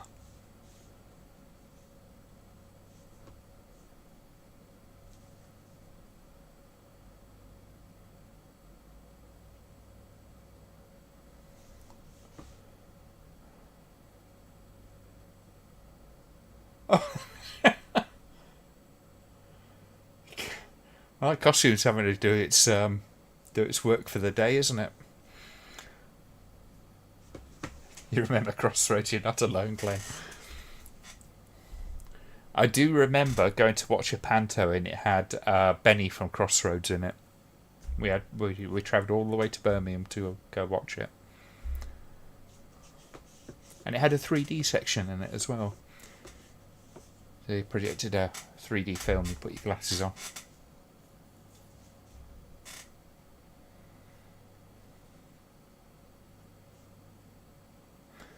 Fun fact, British soldiers based in the Falklands are expressly forbidden from calling the locals bennies.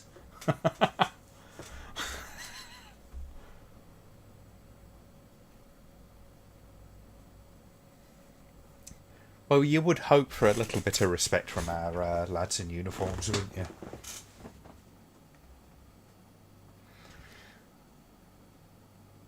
Would be nice to think if we're a little bit better behaved than the Yanks.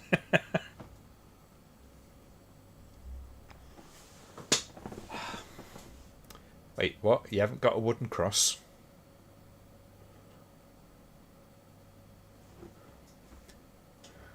Oh, it's King Dickhead.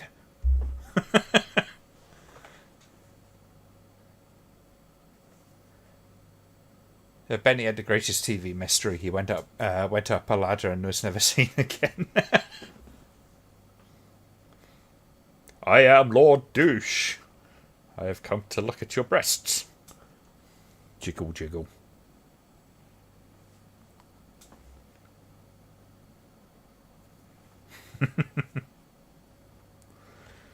I know, 3D seemed like such hot shit back then.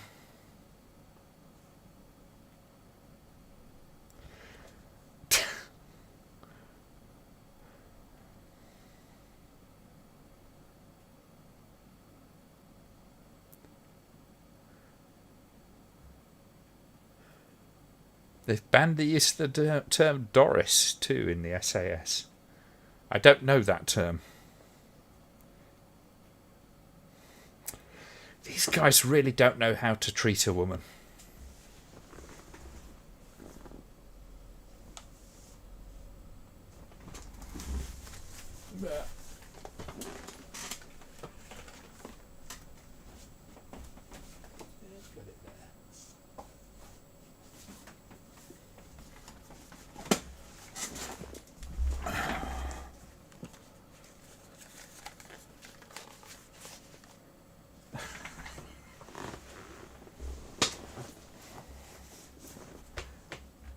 Your goose, sir. So this is a book I've got. It's a little hard to see in that. 3D movies, a history and filmography of stereoscopic cinema. It's funny. It was when I was in Ipswich. We went into this little, very, very independent bookshop. And I saw that on the shelf and I was like, oh, I might get that. And the girlfriend was like, kind of like, oh, no, don't get that. I might kind of try and surprise you at some point because it was coming up to her birthday. So when she hands me the present, I was like, I know what it is, but thank you anyway. But kind of an interesting book.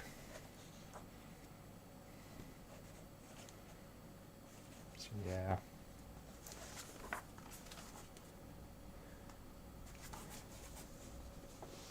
I have to give it another read. Who remembers Cinema 180 from years ago? Oh, yes. Oh, the present. I like presents. Who remembers Cinema 180 from years back? You went into a huge tent with a big screen and stood in front of the screen and got dizzy. Yes. Alton Towers used to have one which was like a planetarium type, which is a big dome, and then the Cine 360, which was the big screen that you stood, like you say, right in front of, and always had that effect to the trench run in Star Wars. Always had that effect on me. Did the book come with 3D glasses? There's no actual 3D in it. This is about as 3D as the book actually gets.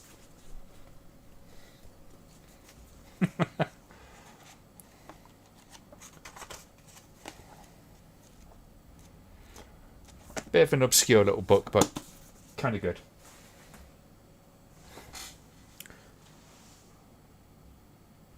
Have way too many 3D films that can't justify tossing away or watching in 2D. I've got some 3D films from the Channel 4 season that was on, which was the Anaglyph, but it's the amber and blue. I've been struggling to find a pair. I have got the glasses somewhere, but I'm buggered if I can find where they are. Alton Towers from where you was born. Okay. You were born in Alton, were you? Or were you born on the corkscrew? I mean, it's a rough ride. You might have dropped out on that. I'm getting Anthropophagus the Beast vibes. We just need some cheesy Greek music.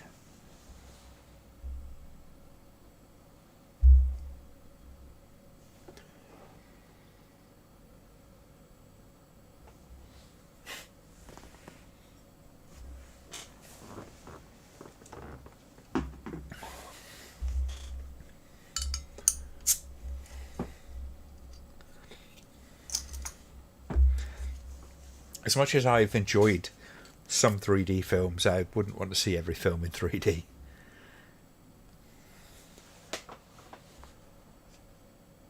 Not by a long shot.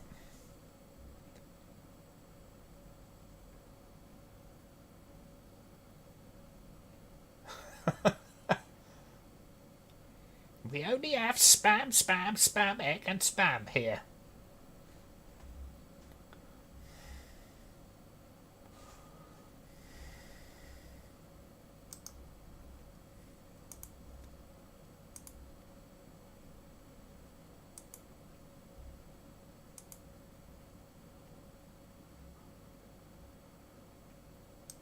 Born in Staffordshire, okay.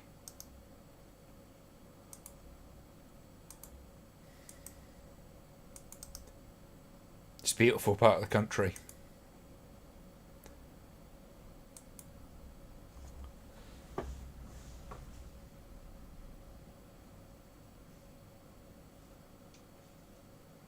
Greek music for your perusal.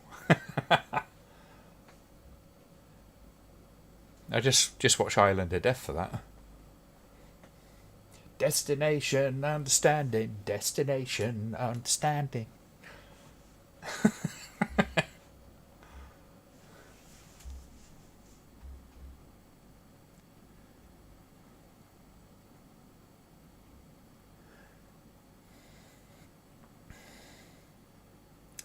You legit cried the first time out while your 3D TV shutting down. They'd have to hunt down the second 3D TV from Marketplace to have as backup. Did they not make them anymore? As the 3D fad sort of died off to that point. Now is it?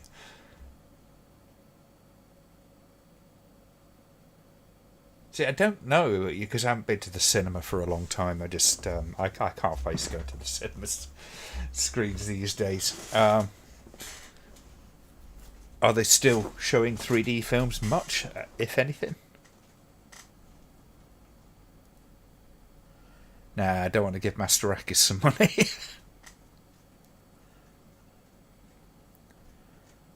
Yeah, I'm always torn because I loved the film, but the guy was a dick.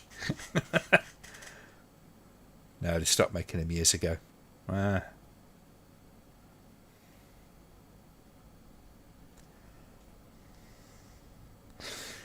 So what you need to do is get two TVs, change the colour from one to red and the other to green, and then sort of split your eyes, kind of go boss-eyed a bit, Marty Feldman kind of thing. Or does it not work that way? Mine's a Samsung and you can adjust the depth. Watching House of Wax or the Creature from the Black Lagoon is incredible.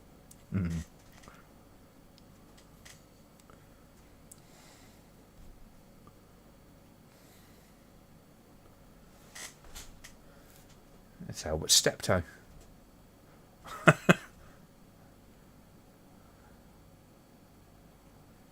He's a dirty old man. Last film you saw was in 3D was Prometheus. I can't remember what the last one I watched was. I think I saw something at the IMAX in 3D. And that was probably the last thing I saw.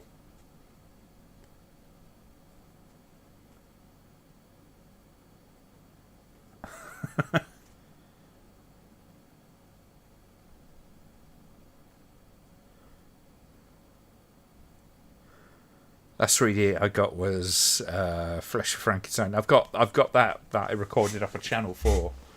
That and a couple of others. I've got about 4, I think. So it was that. There was Flesh of Frankenstein. I'm trying to think what the others were actually. I'd have to. I somehow managed to get some really good copies of them on my computer. I had a little TV receiver for my computer at the time, and it did quite a good job. But I haven't got the glasses. I need to find the right glasses.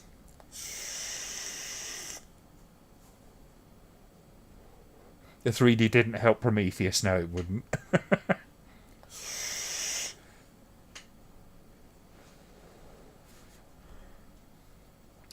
Oh,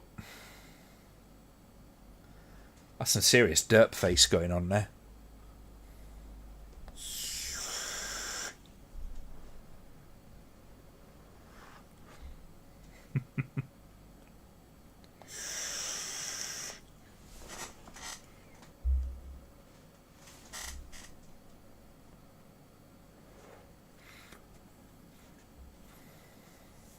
Which years ago? Christ, that had been. Yeah, let's see if we can find out when it was.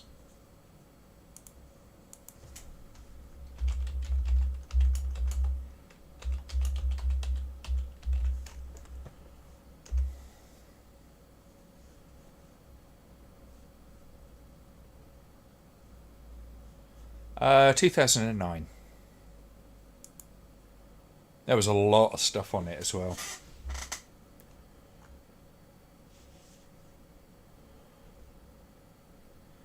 Darren Brown did something.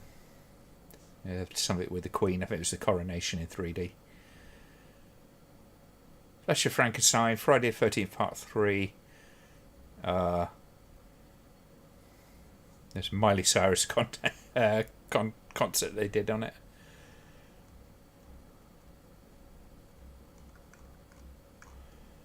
Yeah, I'm gonna have to dig them out actually.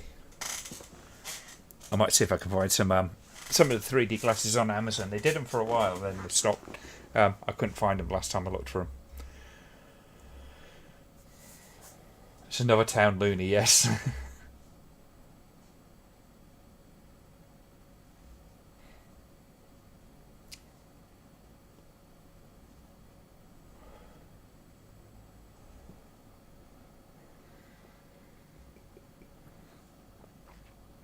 It's a Scottish actor, the camp one. God, what's his name? Was in 4 Weddings and a Funeral. It does look like him, doesn't it?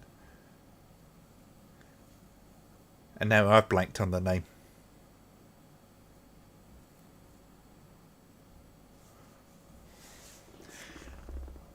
I bet I'll tell you in a minute because I can remember. What was it in the High Life, wasn't he? Oh, dearie me.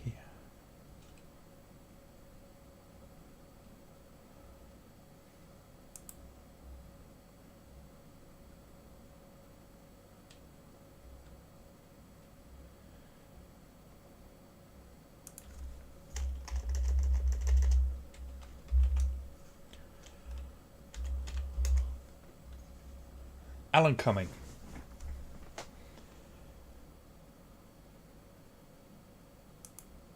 He's a great actor. I just enjoy his work.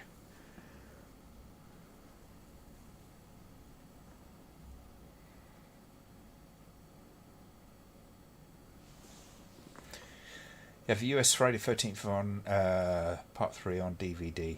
Anaglyph doesn't really work though. Yeah, it's always been a problem with Anaglyph. To get it to work on most TVs or even like computers, you have to fuck around with the colour balance a bit.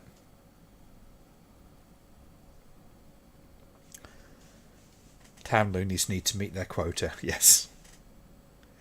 Time check. We are at 20 minutes and 55 seconds.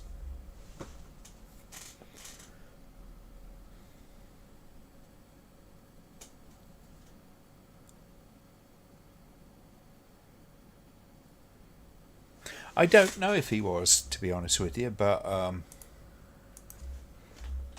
wouldn't be surprised if he was.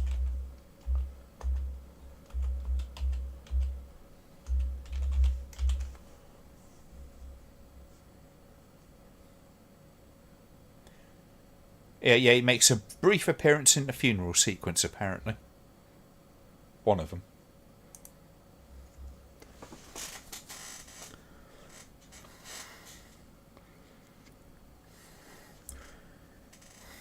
Don't go out because you're doomed. You're doomed.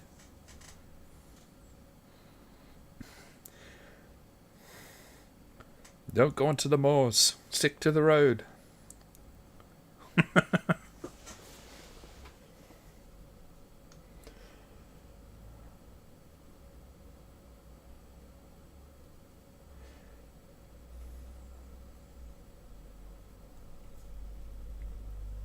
I loved him in High Life.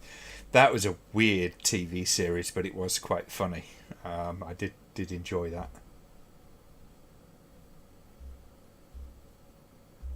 The High Life, for anyone who doesn't know, was a TV series, and it was basically about aircraft cabin crew. It was Alan Cumming and his friend and a couple of others.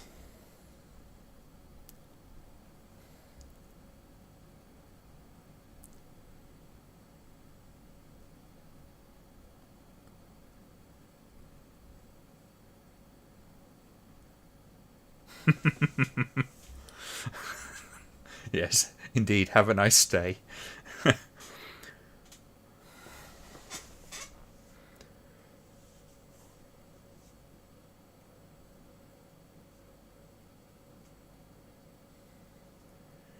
Yeah, don't ask for whom the bell tolls, because it probably tolls for thee, lass.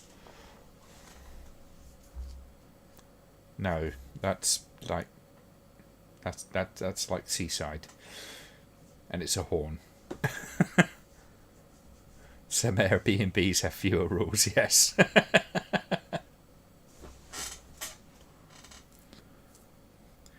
Imagine writing a review for it, though. It was a lovely place, absolutely terribly comfortable, clean, neat and tidy, but did have a serious problem with an infestation of Knights Templar.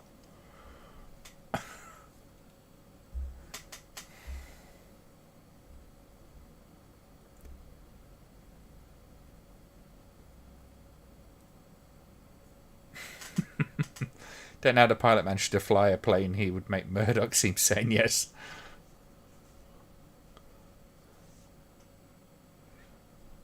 This place is going to get such a bad trip review. Yeah. Oh, here we go. Recycled footage.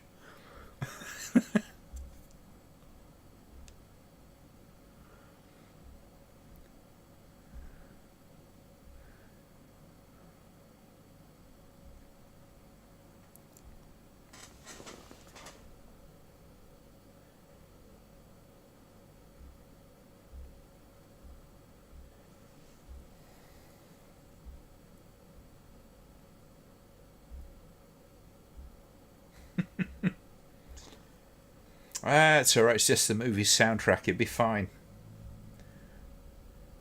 Alright, so I'm going to take it easy.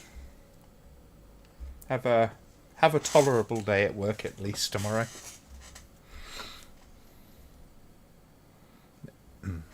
Always good to see you, mate, so...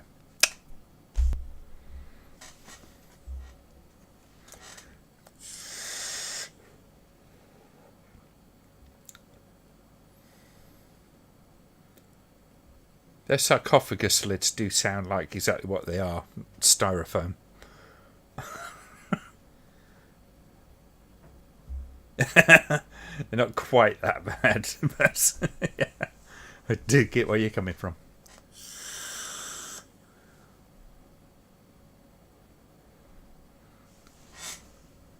You've left out now.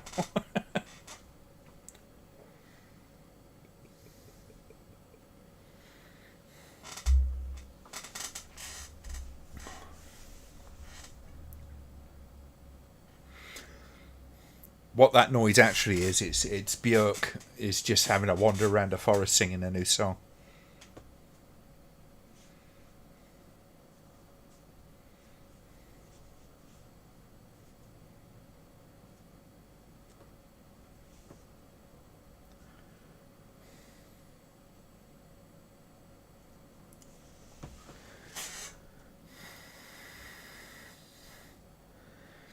Oh, it's getting a bit colty back here.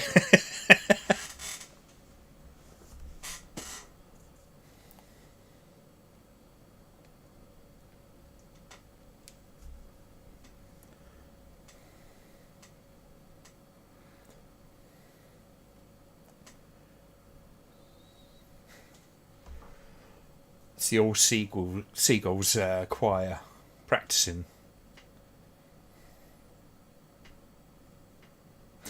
Timestamp, Nick. Timestamp is 27:04.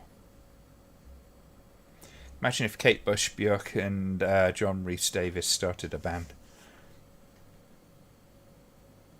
Might take a bit more time than I've got while we're doing a stream, but I will be thinking about that later.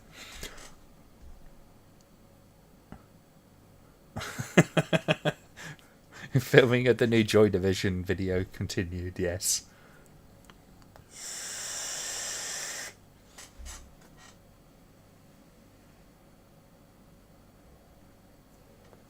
Just putting in some atmospheric effects.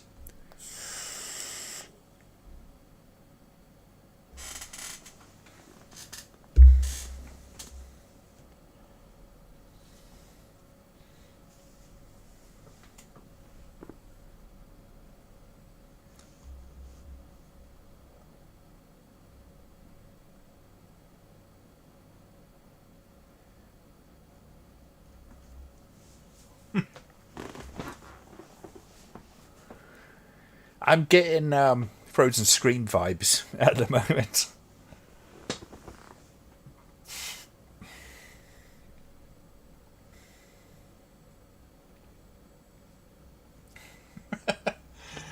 I kind of adore Björk. She's just delightfully nutty.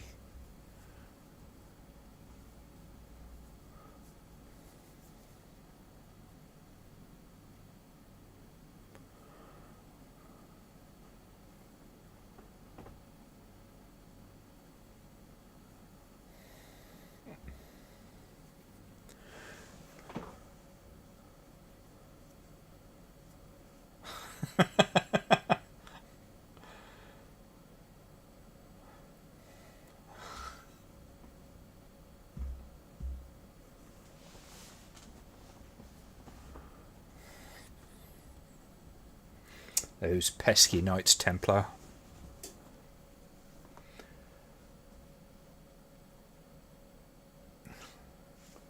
I am struggling with their motivation. It's like, yeah, we just got to roam around and kill people at random. Because I'm not really getting Crusade-y kind of vibes. You know what I mean? It seems more like a hobby than a job.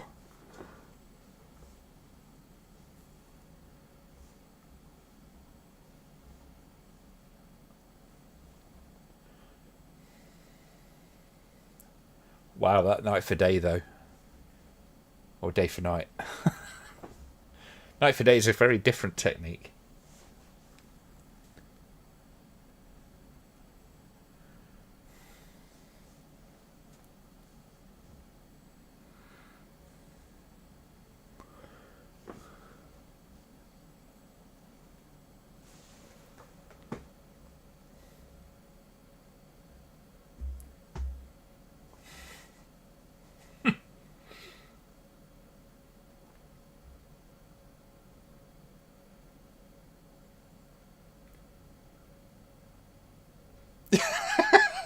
Take a tranquilizer. Just drug yourself and ignore the screams of the damned. You got no tranquilizers? Well, I'll sort you out.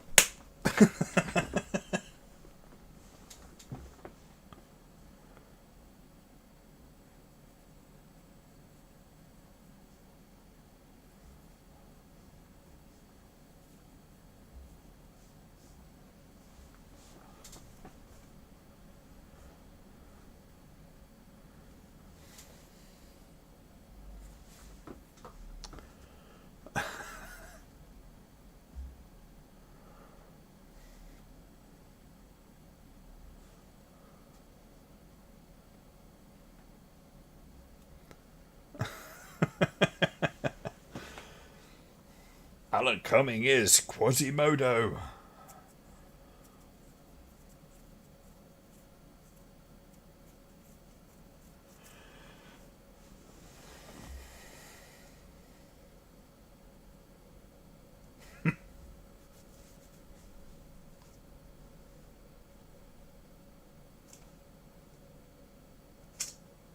But if you wait from the dead, you're bound to be a little cranky, yes.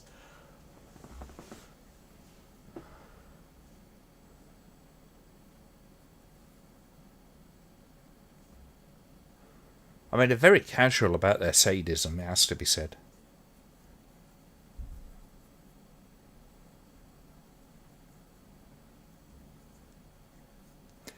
The more I see of these Templars, the less I care for them.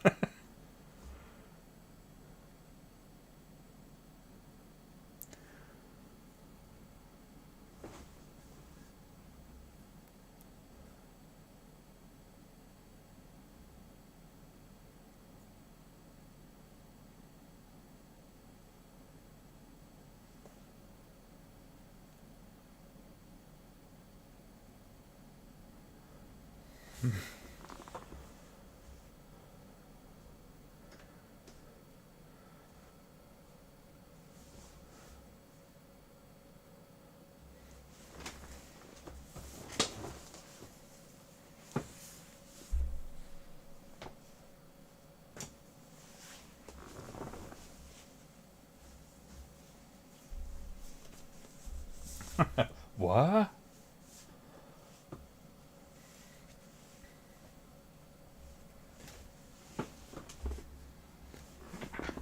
Sorry, just had to remove my socks. It's getting warmer. This is a local shop for local people. There's nothing for you here. Not even a can of cont.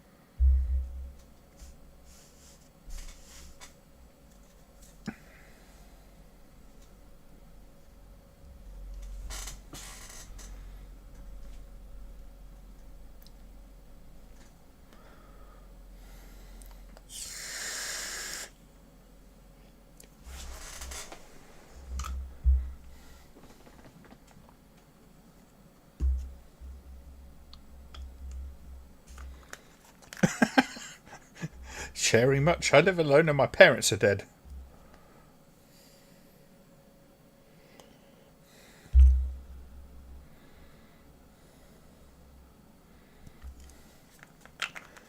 League of Gentlemen's classic series, love it. Been loving Inside Number 9. It's also, I don't know that one.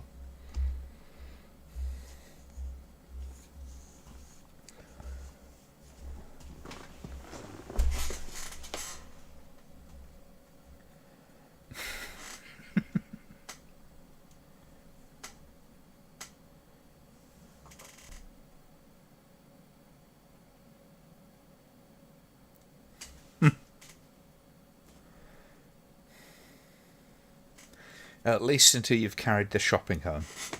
But absolutely buds up until that point.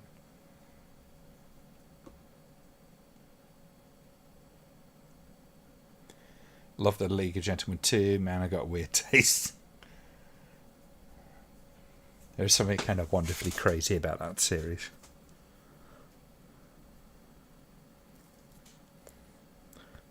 Oh, Richard. Incorrigible, sir.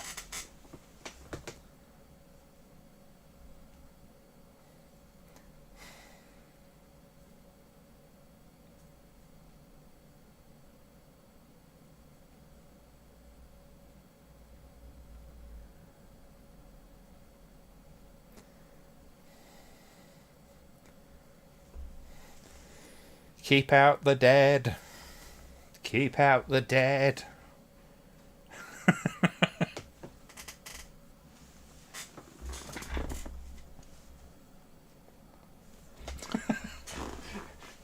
Perhaps you've got a very, very strange version of tinnitus.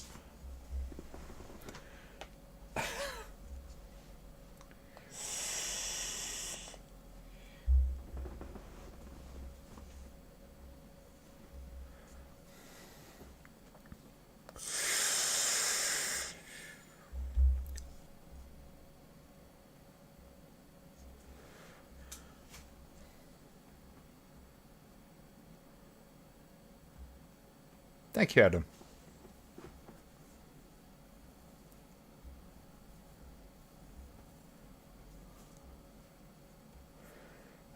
Coming Modo is really kind of like he's pushing his performance somewhat.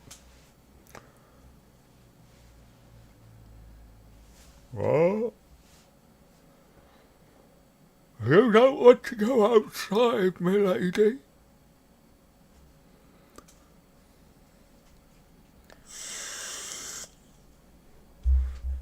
He to the funny farm where life is miserable.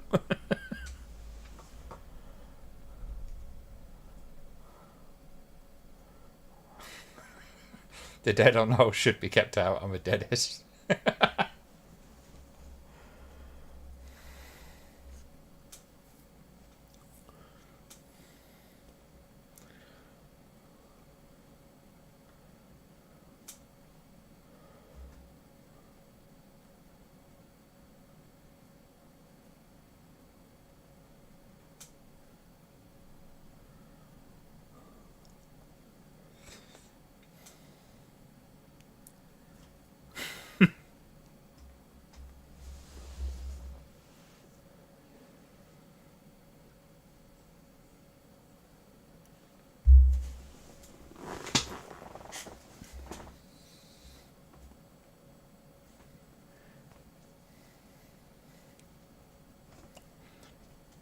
Do you get the feeling she's going to be even less well in a few minutes' time? I think this bloke did the job on Michael Jackson. Seems to be keen on giving everyone tranquilizers for every symptom. Well, you know, it does make life easier when your patients just shut the fuck up.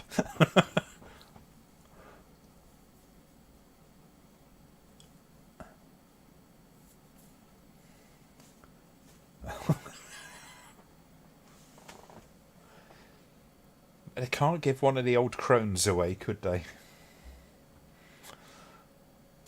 Have to give all the young girls, the ones that are actually like, you know, fertile and stuff, and will actually stand a chance of continuing the village. Excuse me.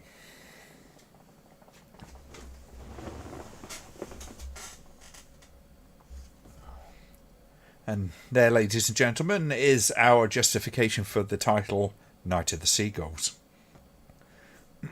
Keep having to crank that in just to make it relevant.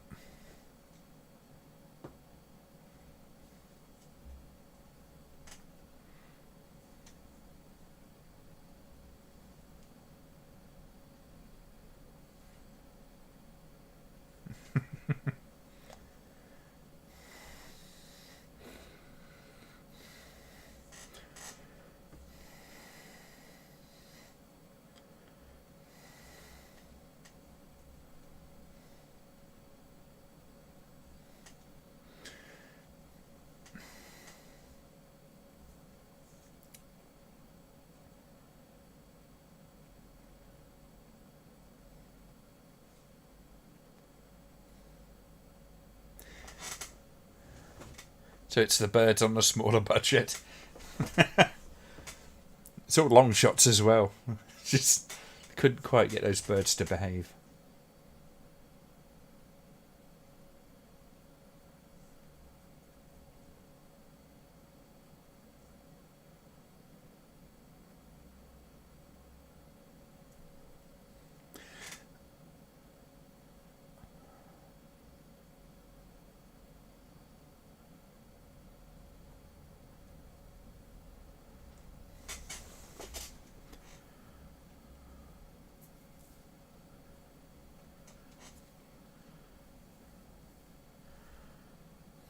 Oh, she's being taken for the comfy chair now.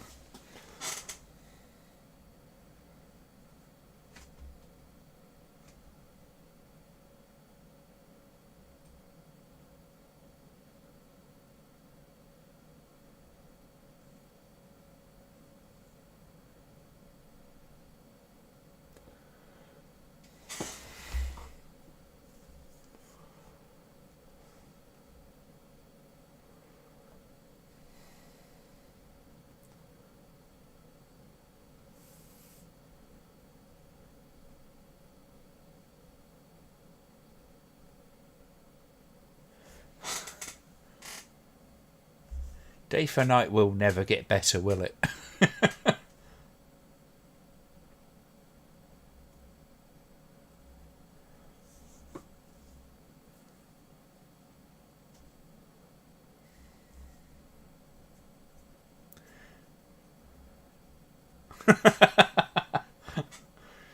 That's what I'm hoping, Richard.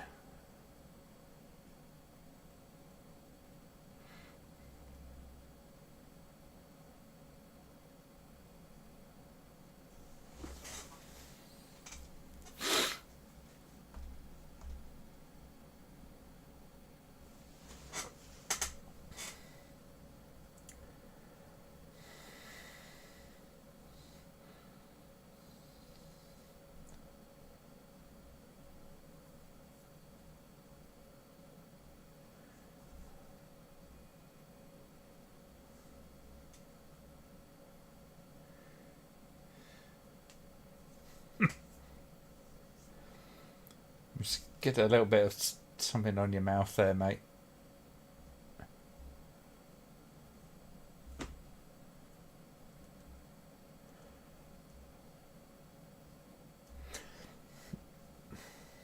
Obligatory titty shot.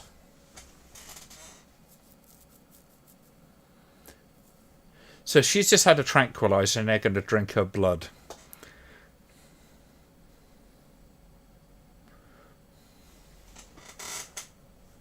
Seem like a neighbourly bunch of lads.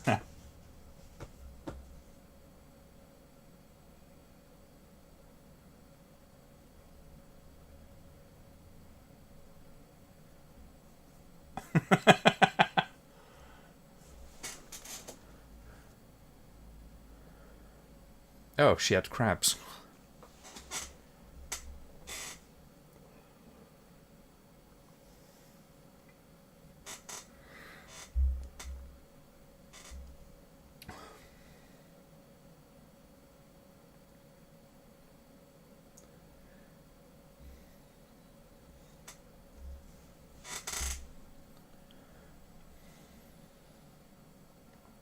Do you think they get a boner from this? Possibly. I'm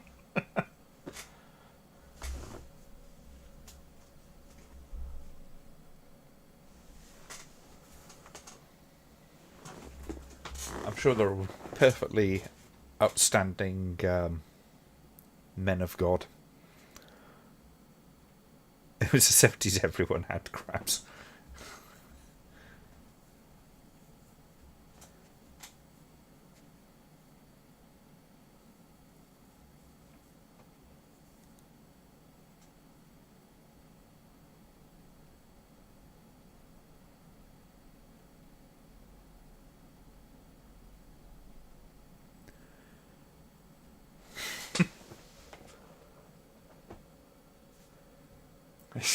It's our directors going like, we paid a lot of money for these crabs. We've got to make sure we get the money, the full money's worth out of them.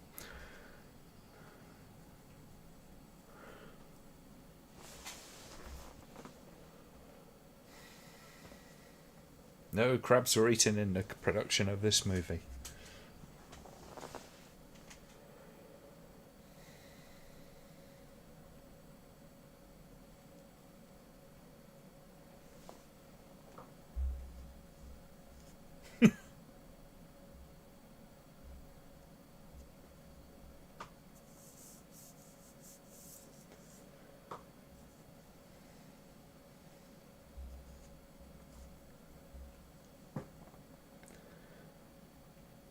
Thought she did it with snails, yes, he did.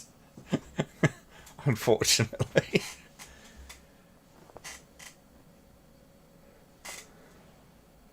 Look at his shoes and those flares.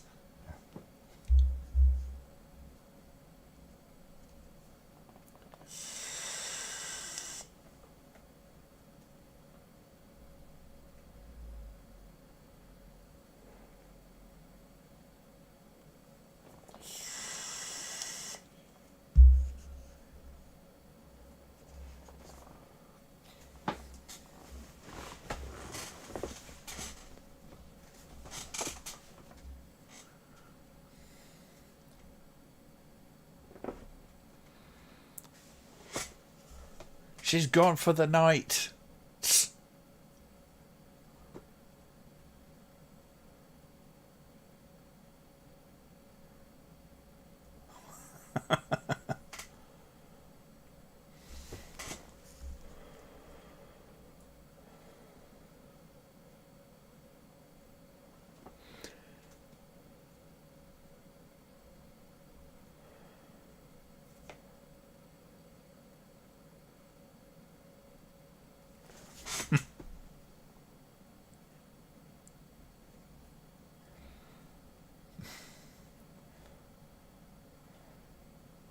Just chase and beat the village idiot day.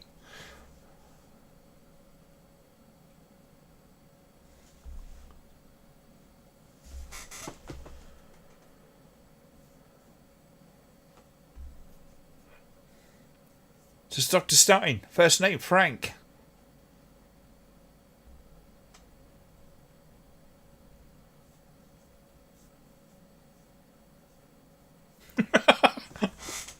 Don't give the game away, love.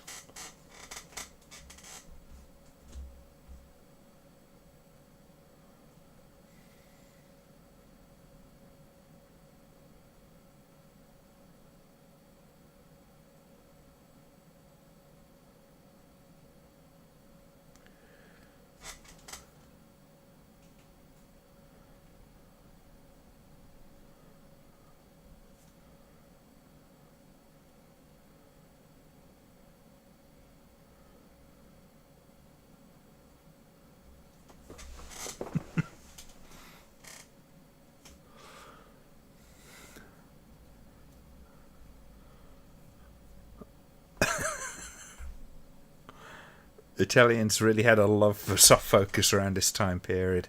Same with later. I mean, a lot of Euro exploitation did. A lot of European films in general did. It's just that kind of look of the era. Plus, I don't know if it was something to do with the film stock as well.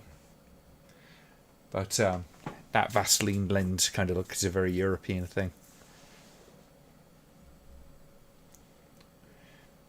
Fun fact, in rural parts of the Czech Republic, they have beating day in which women and girls are beaten with sticks. Huh. Okay. That's progressive.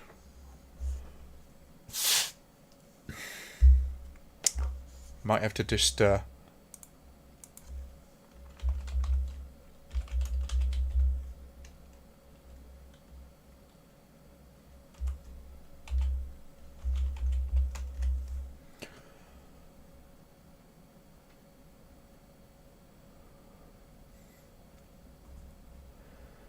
the Easter whip.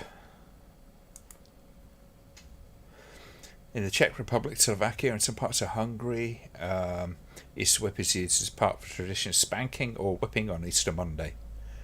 In the morning, men gently spank women with a special handmade whip or a switch called, I'm not even going to pronounce that.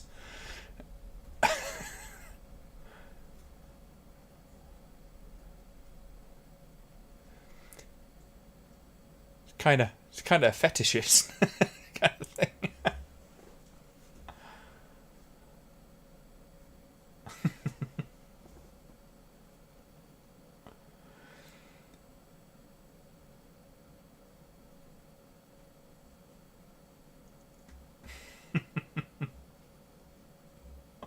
Got to that part of the evening, have we? We're getting a bit Monty Python.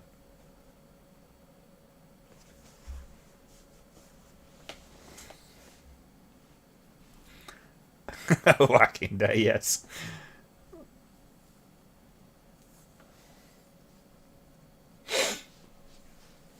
Oh, excuse me. Hopefully I won't have a sneezing fit.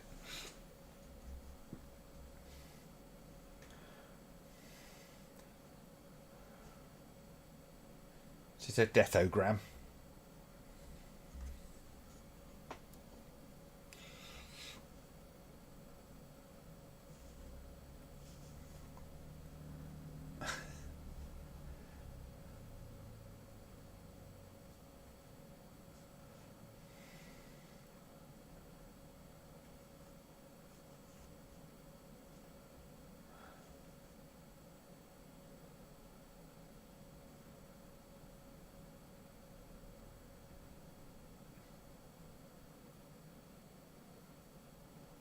Oh, God damn it.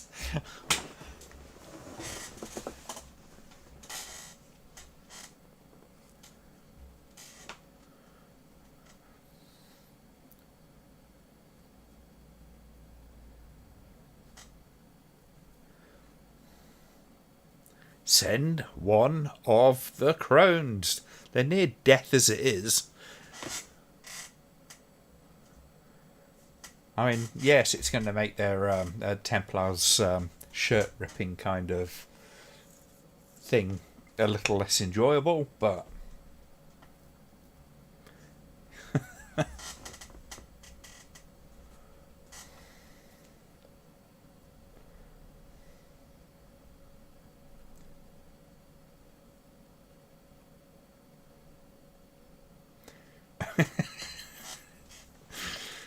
it just for some reason bad taste just came into my head. I'm a Derek. Just waiting for the back of his head to kind of open up and his brains to start falling out.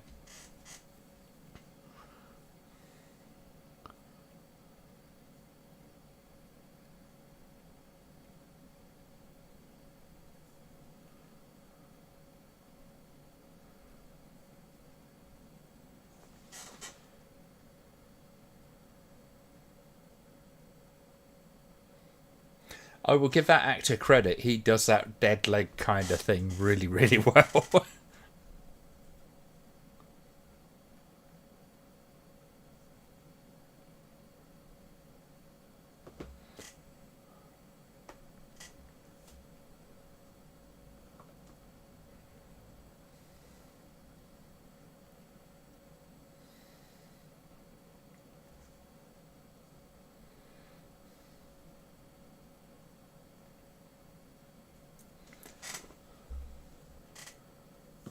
With all this soft focus and all that kind of stuff, you can imagine. Because I haven't seen any Blu-ray releases of any of this, though Everett, I think, said earlier that there may be a box set sort of coming out.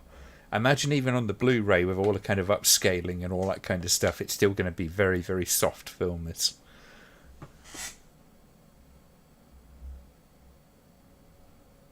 The mating call of female killer whale. Well, female killing knights.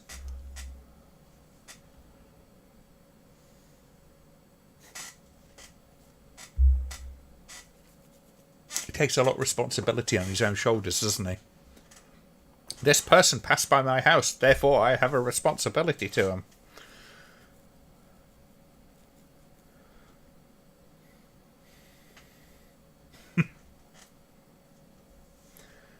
I think you might find the taxi firms are not running.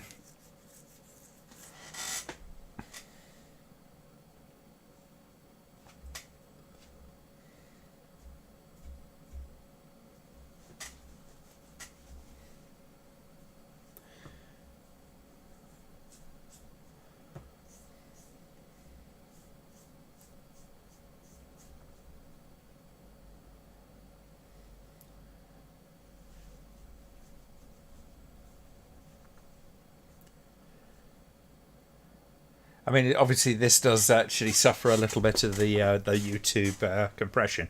Not that it's a bad copy of the film. Yeah, I think I'm going to get this box set. If it's a reasonable price. Really don't want to spend 250 quid on it, but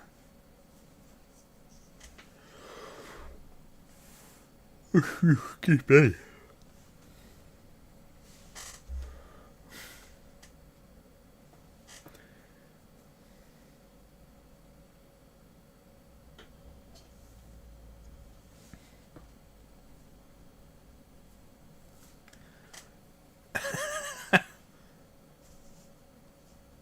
They mostly go at night. Mostly.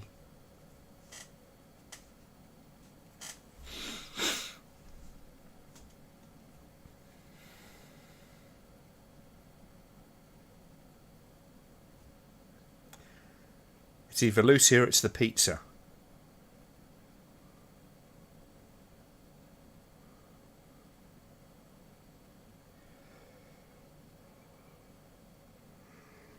Okay.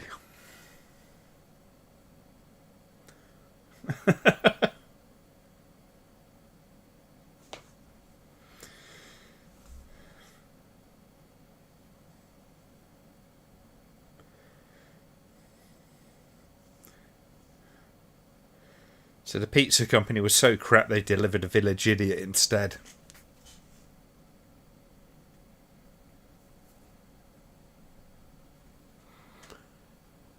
So far, I do prefer this to Return of the Blind Dead. Plot on this one is a lot better. Yeah, yeah.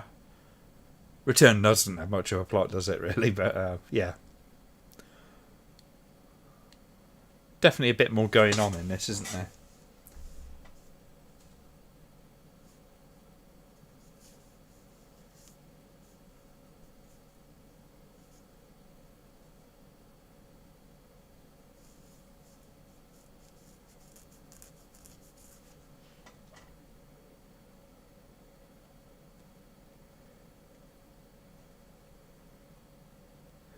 I said Amazon deliveries here were a bit poor, but this is much, yeah.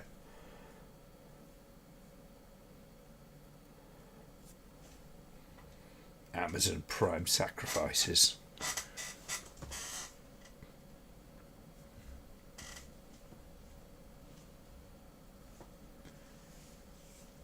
I have a responsibility to you.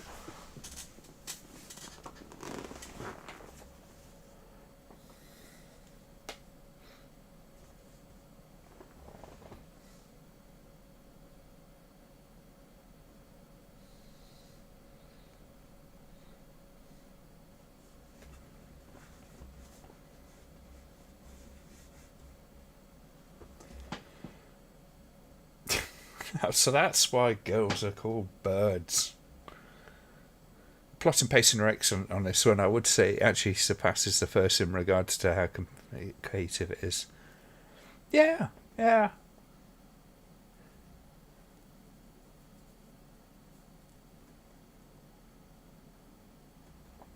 Yeah, I tend to agree with that.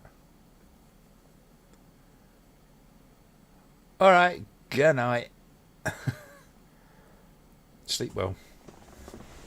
Village's biggest problem seems to be the wizened old crones, yes. I mean, what are the Templar Knights kind of ageist? You can't shove one of the kind of like, well lived in women on there.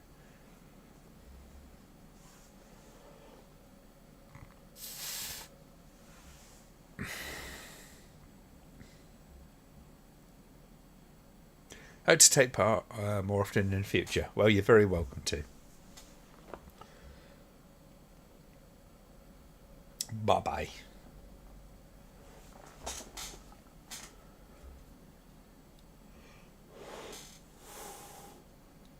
Ooh, could be. Yeah, I'm going to go to bed now.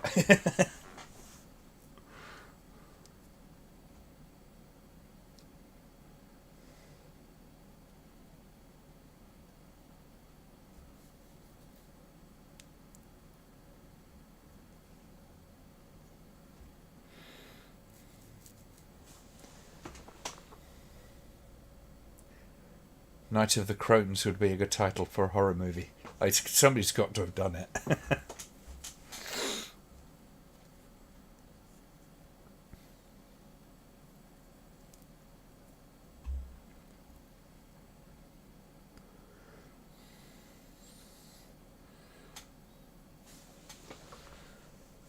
See, if only they didn't keep riding in slow motion, they could have had her by now.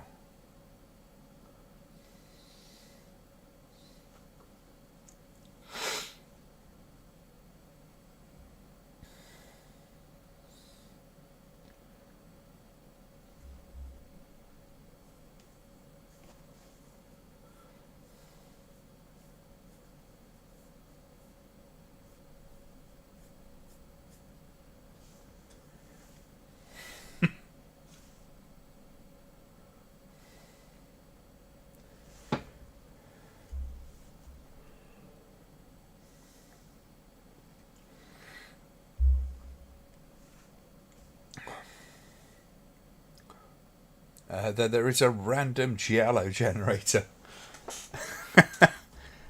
Imagine there is. Their titles with the old giallos did get a little bit kind of wild.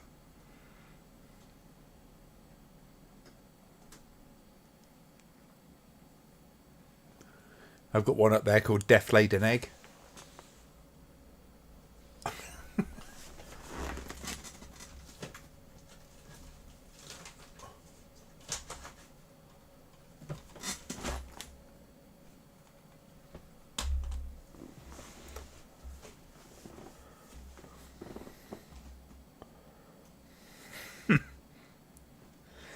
Yep, yep. The bird with the crystal plumage, and they were kind of famed for their rather elaborate names, to say the least.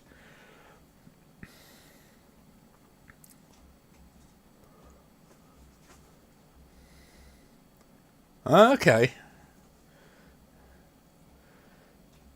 I was sure he's just not trying to explain away some kind of shortfall in the movie, but nah, kind of a nice part of the lore.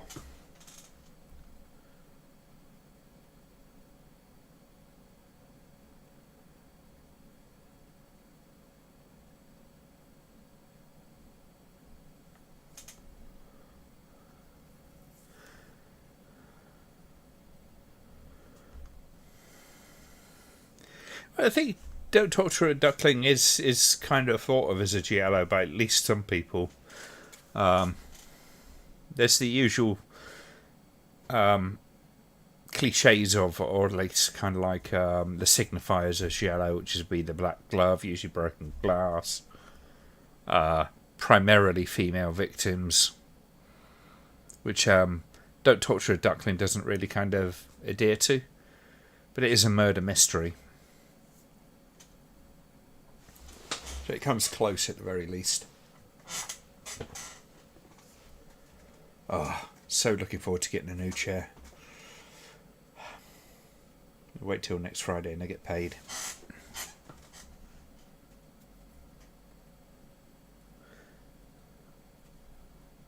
The snow leopard with black stained lips.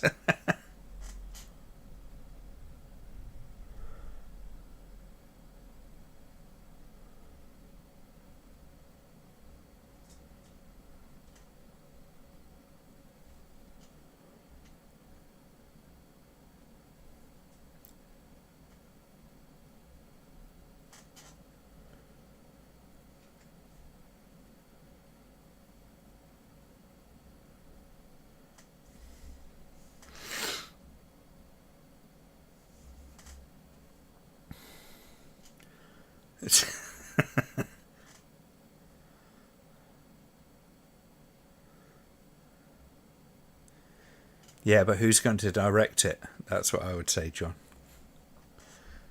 He's come up with a director for it.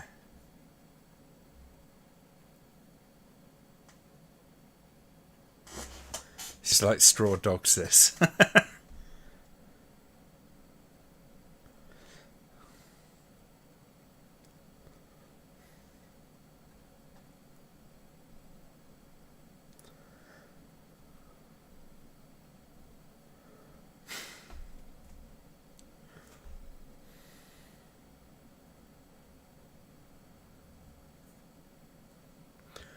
Watch the villagers will turn up for miles. Yeah. Oh, here they come. Templar door-to-door service. Do I have any favourite Dario Argento giallo films?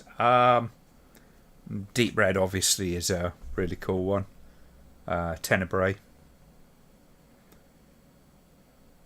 I won't fall for saying that Suspiria is one, but certainly runs a lot like one in terms of tone.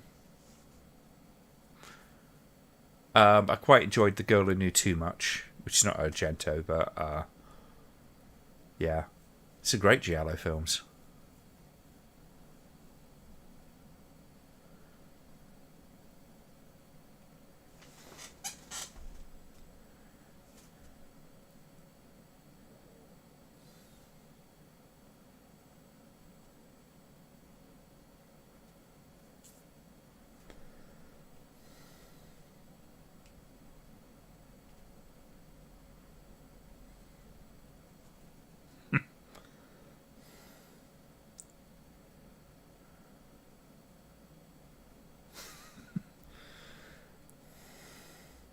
It's okay because this flimsy bit of barricading that they're doing, right? Okay, it'll be fine against the Templar because all they do is they sort of like go up to the door and start going. Would you please open the door? We would like to murder you.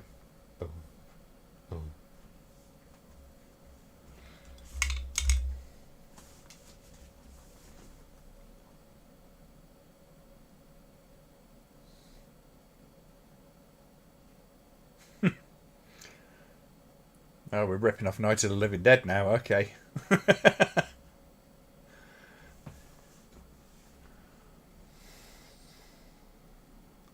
Bird with crystal plumage and tenebrae for me, with the Profondo Rosso a very close second.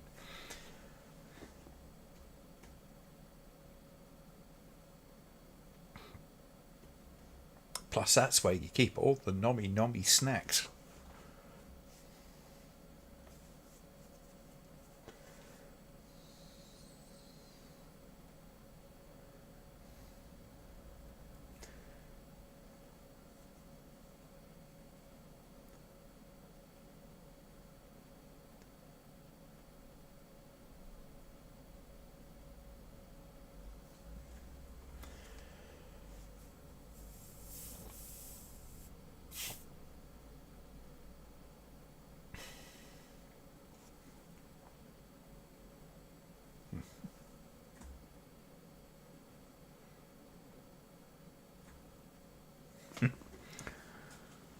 To be fair, Night of the Living Dead ripped off a bunch of films. After I screened The Last Man on Earth, I said, yeah, fair enough.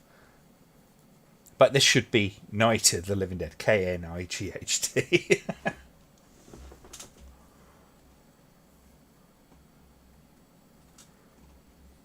I apologise. There you go. Come on, just waft. Just waft gently at the door.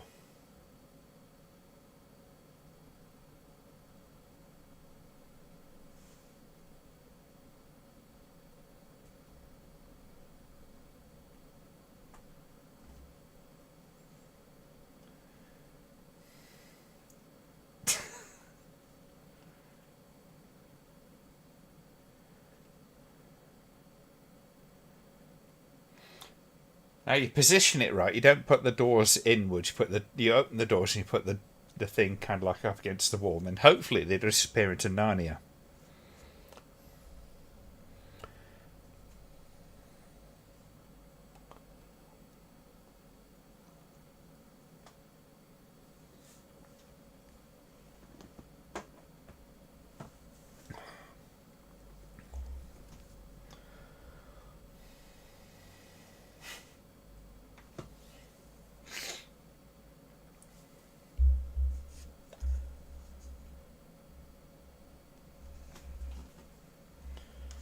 Right back. Yeah.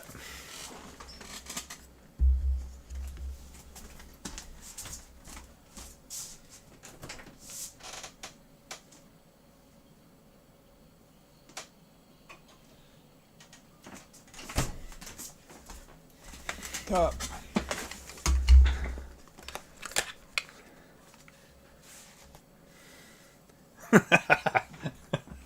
Thank you, Blue Eyes.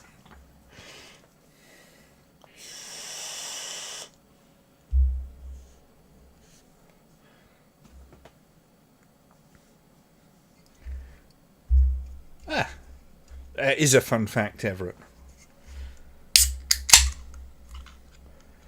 There's always that kind of ambiguity with these things, isn't there?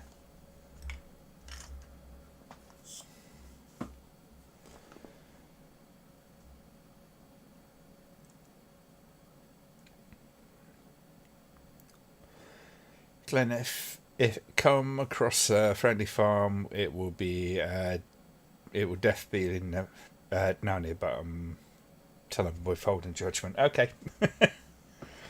I read that in the most awkward fashion.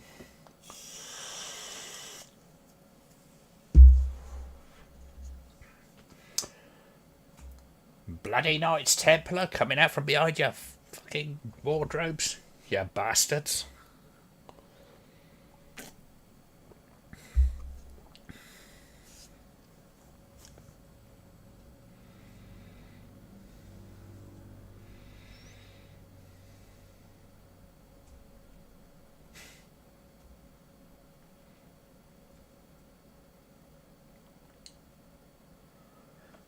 Excuse me, looking for a good nail salon, yes. They are really a good argument for sunscreen, aren't they?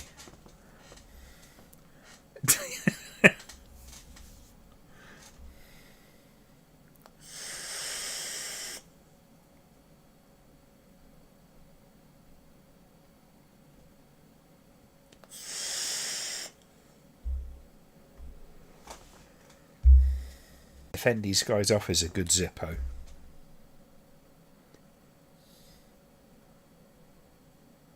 Ow. I'm burning. Very slowly.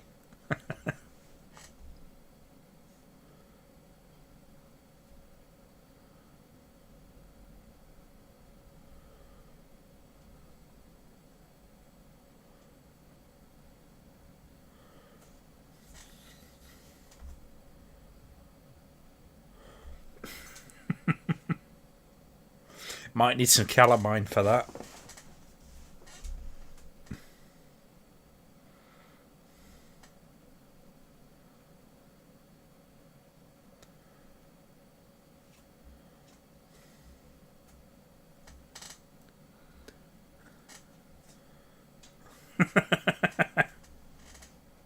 Timber indeed.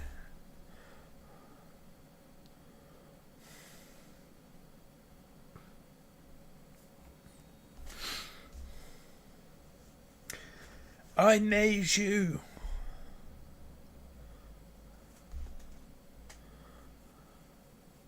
I can see why they cut out the scene where he kind of like brings them back. Because at this point you're supposed to feel some sort of sympathy for the guy. I mean, yes, you could intellectualize that into it, but I think it's something that would go by an audience very easily.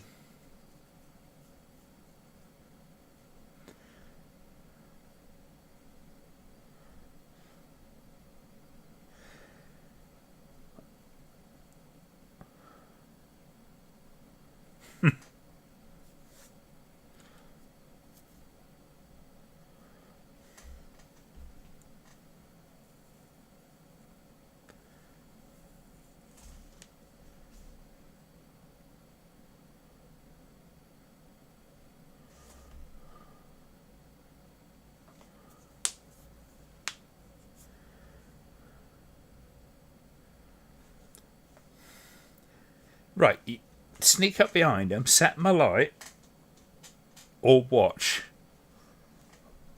Watch while they very, very, very slowly kill him.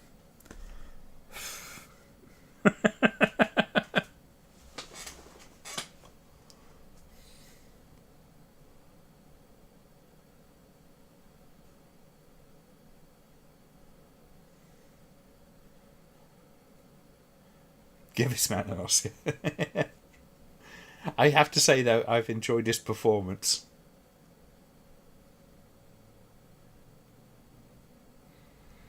He might just be coming in for coffee.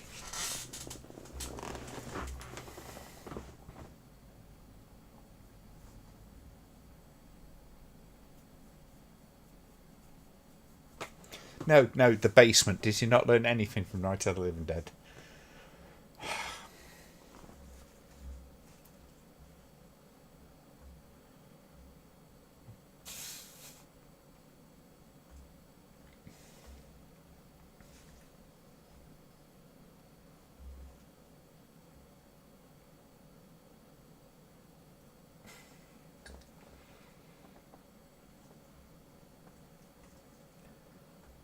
I want to see these horses that actually having kind of like anti-theft devices on them. You know, like a steering lock type thing.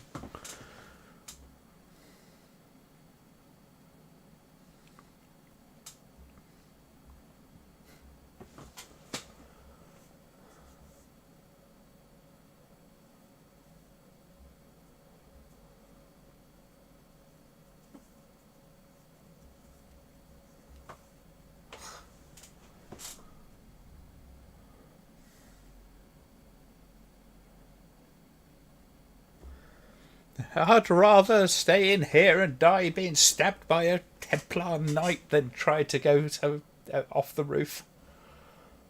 What are you thinking, woman?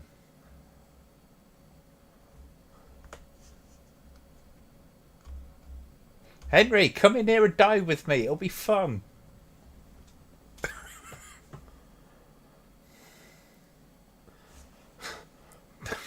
Women.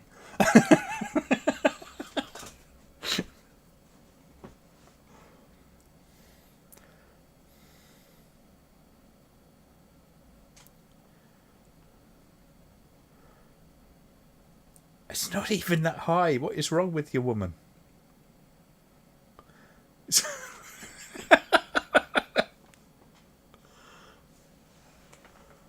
Wow, they really kind of milked that for drama, didn't they?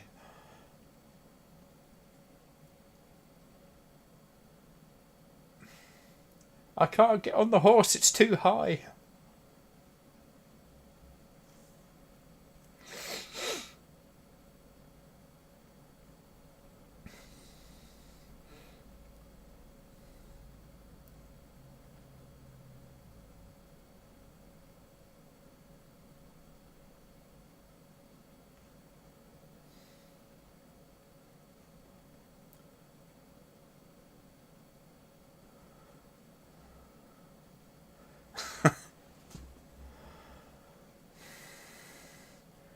Shit, dude, they stole our ride.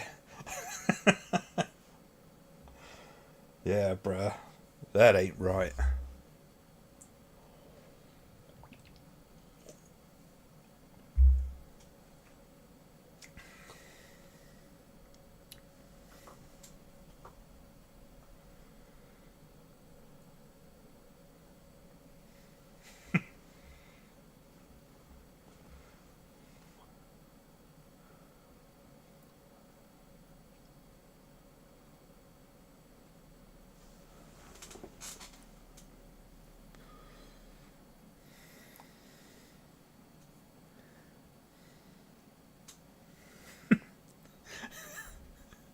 Because Knights Templar are like kind of like, yeah, hold me Humpty Humpty Tum. Yeah, we'll get there eventually.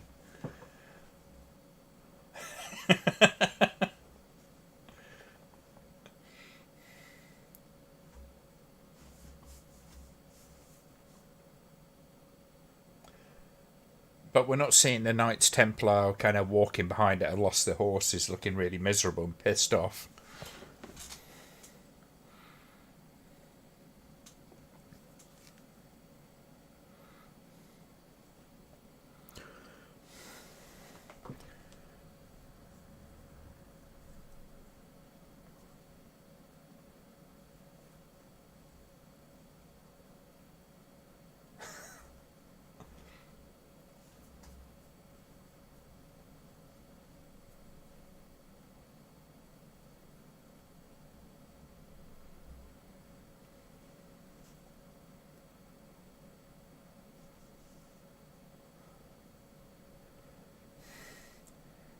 Well, I don't know. Actually run? Oh. No, don't kill me. Don't kill me. I know you're 50 feet away, but I'm just going to stand here and say, no, no, no, no, no. I'm wondering if I do that, if it'll actually kind of appear on the moving thumbnail thing. It apparently likes to kind of like pick up on things where something extreme happens.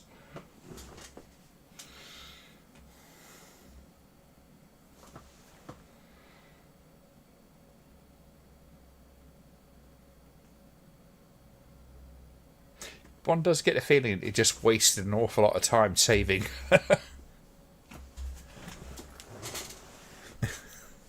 It's at least 20 minutes of film we could have bypassed because it did absolutely fuck all.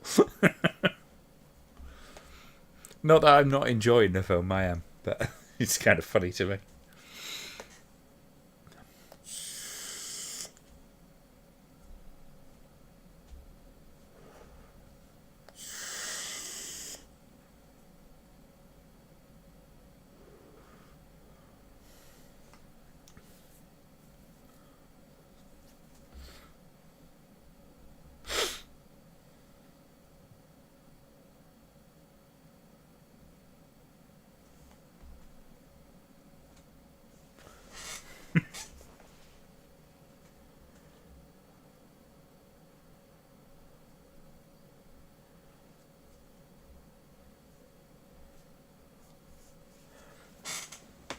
I think the word you're looking for is padding.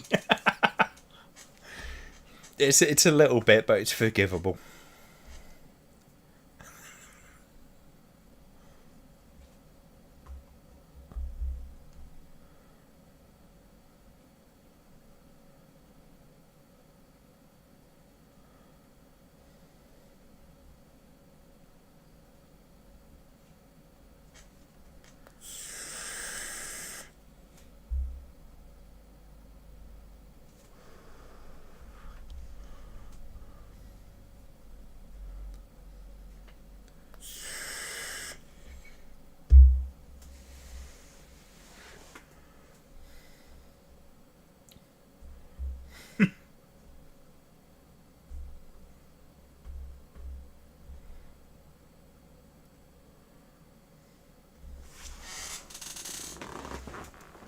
These buggers just keep coming, don't they?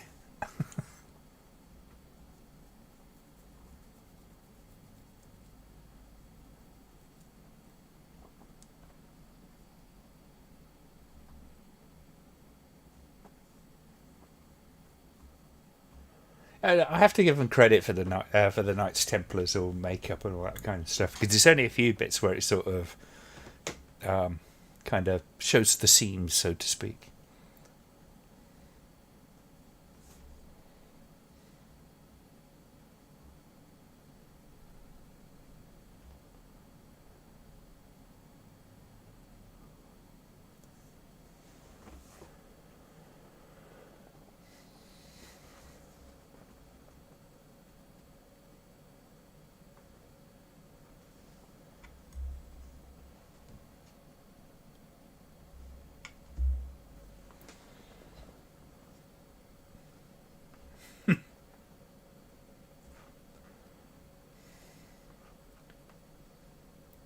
Statues our only weakness, damn you.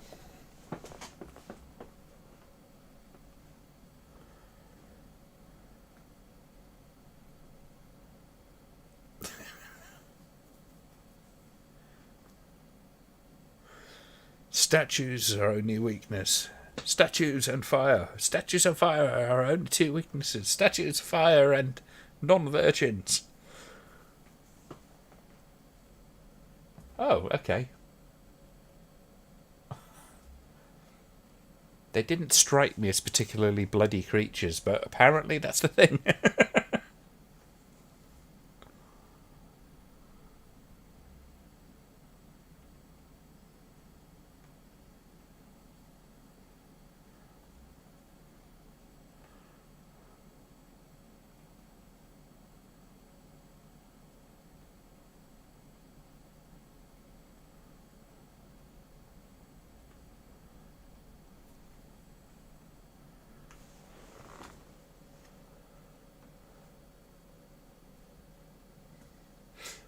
Well, folks, you can sit there or stand there and kind of look at it, or you can try and bugger off. Personally, I'd be taking the opportunity to do do the Linford Christie at that place.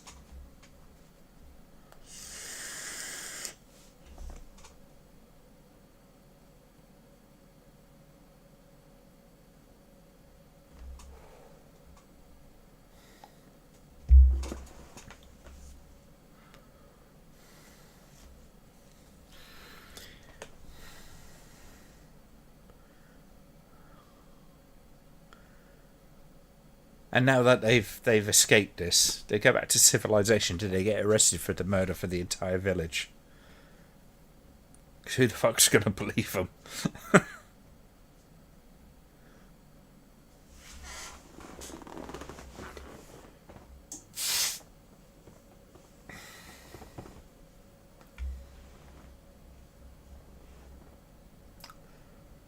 Others in the cast were. Anyway. Yeah, that was pretty good. I kind of enjoyed that. Anyway. It's getting late. As is the way with the double bills. But I hope you enjoyed that.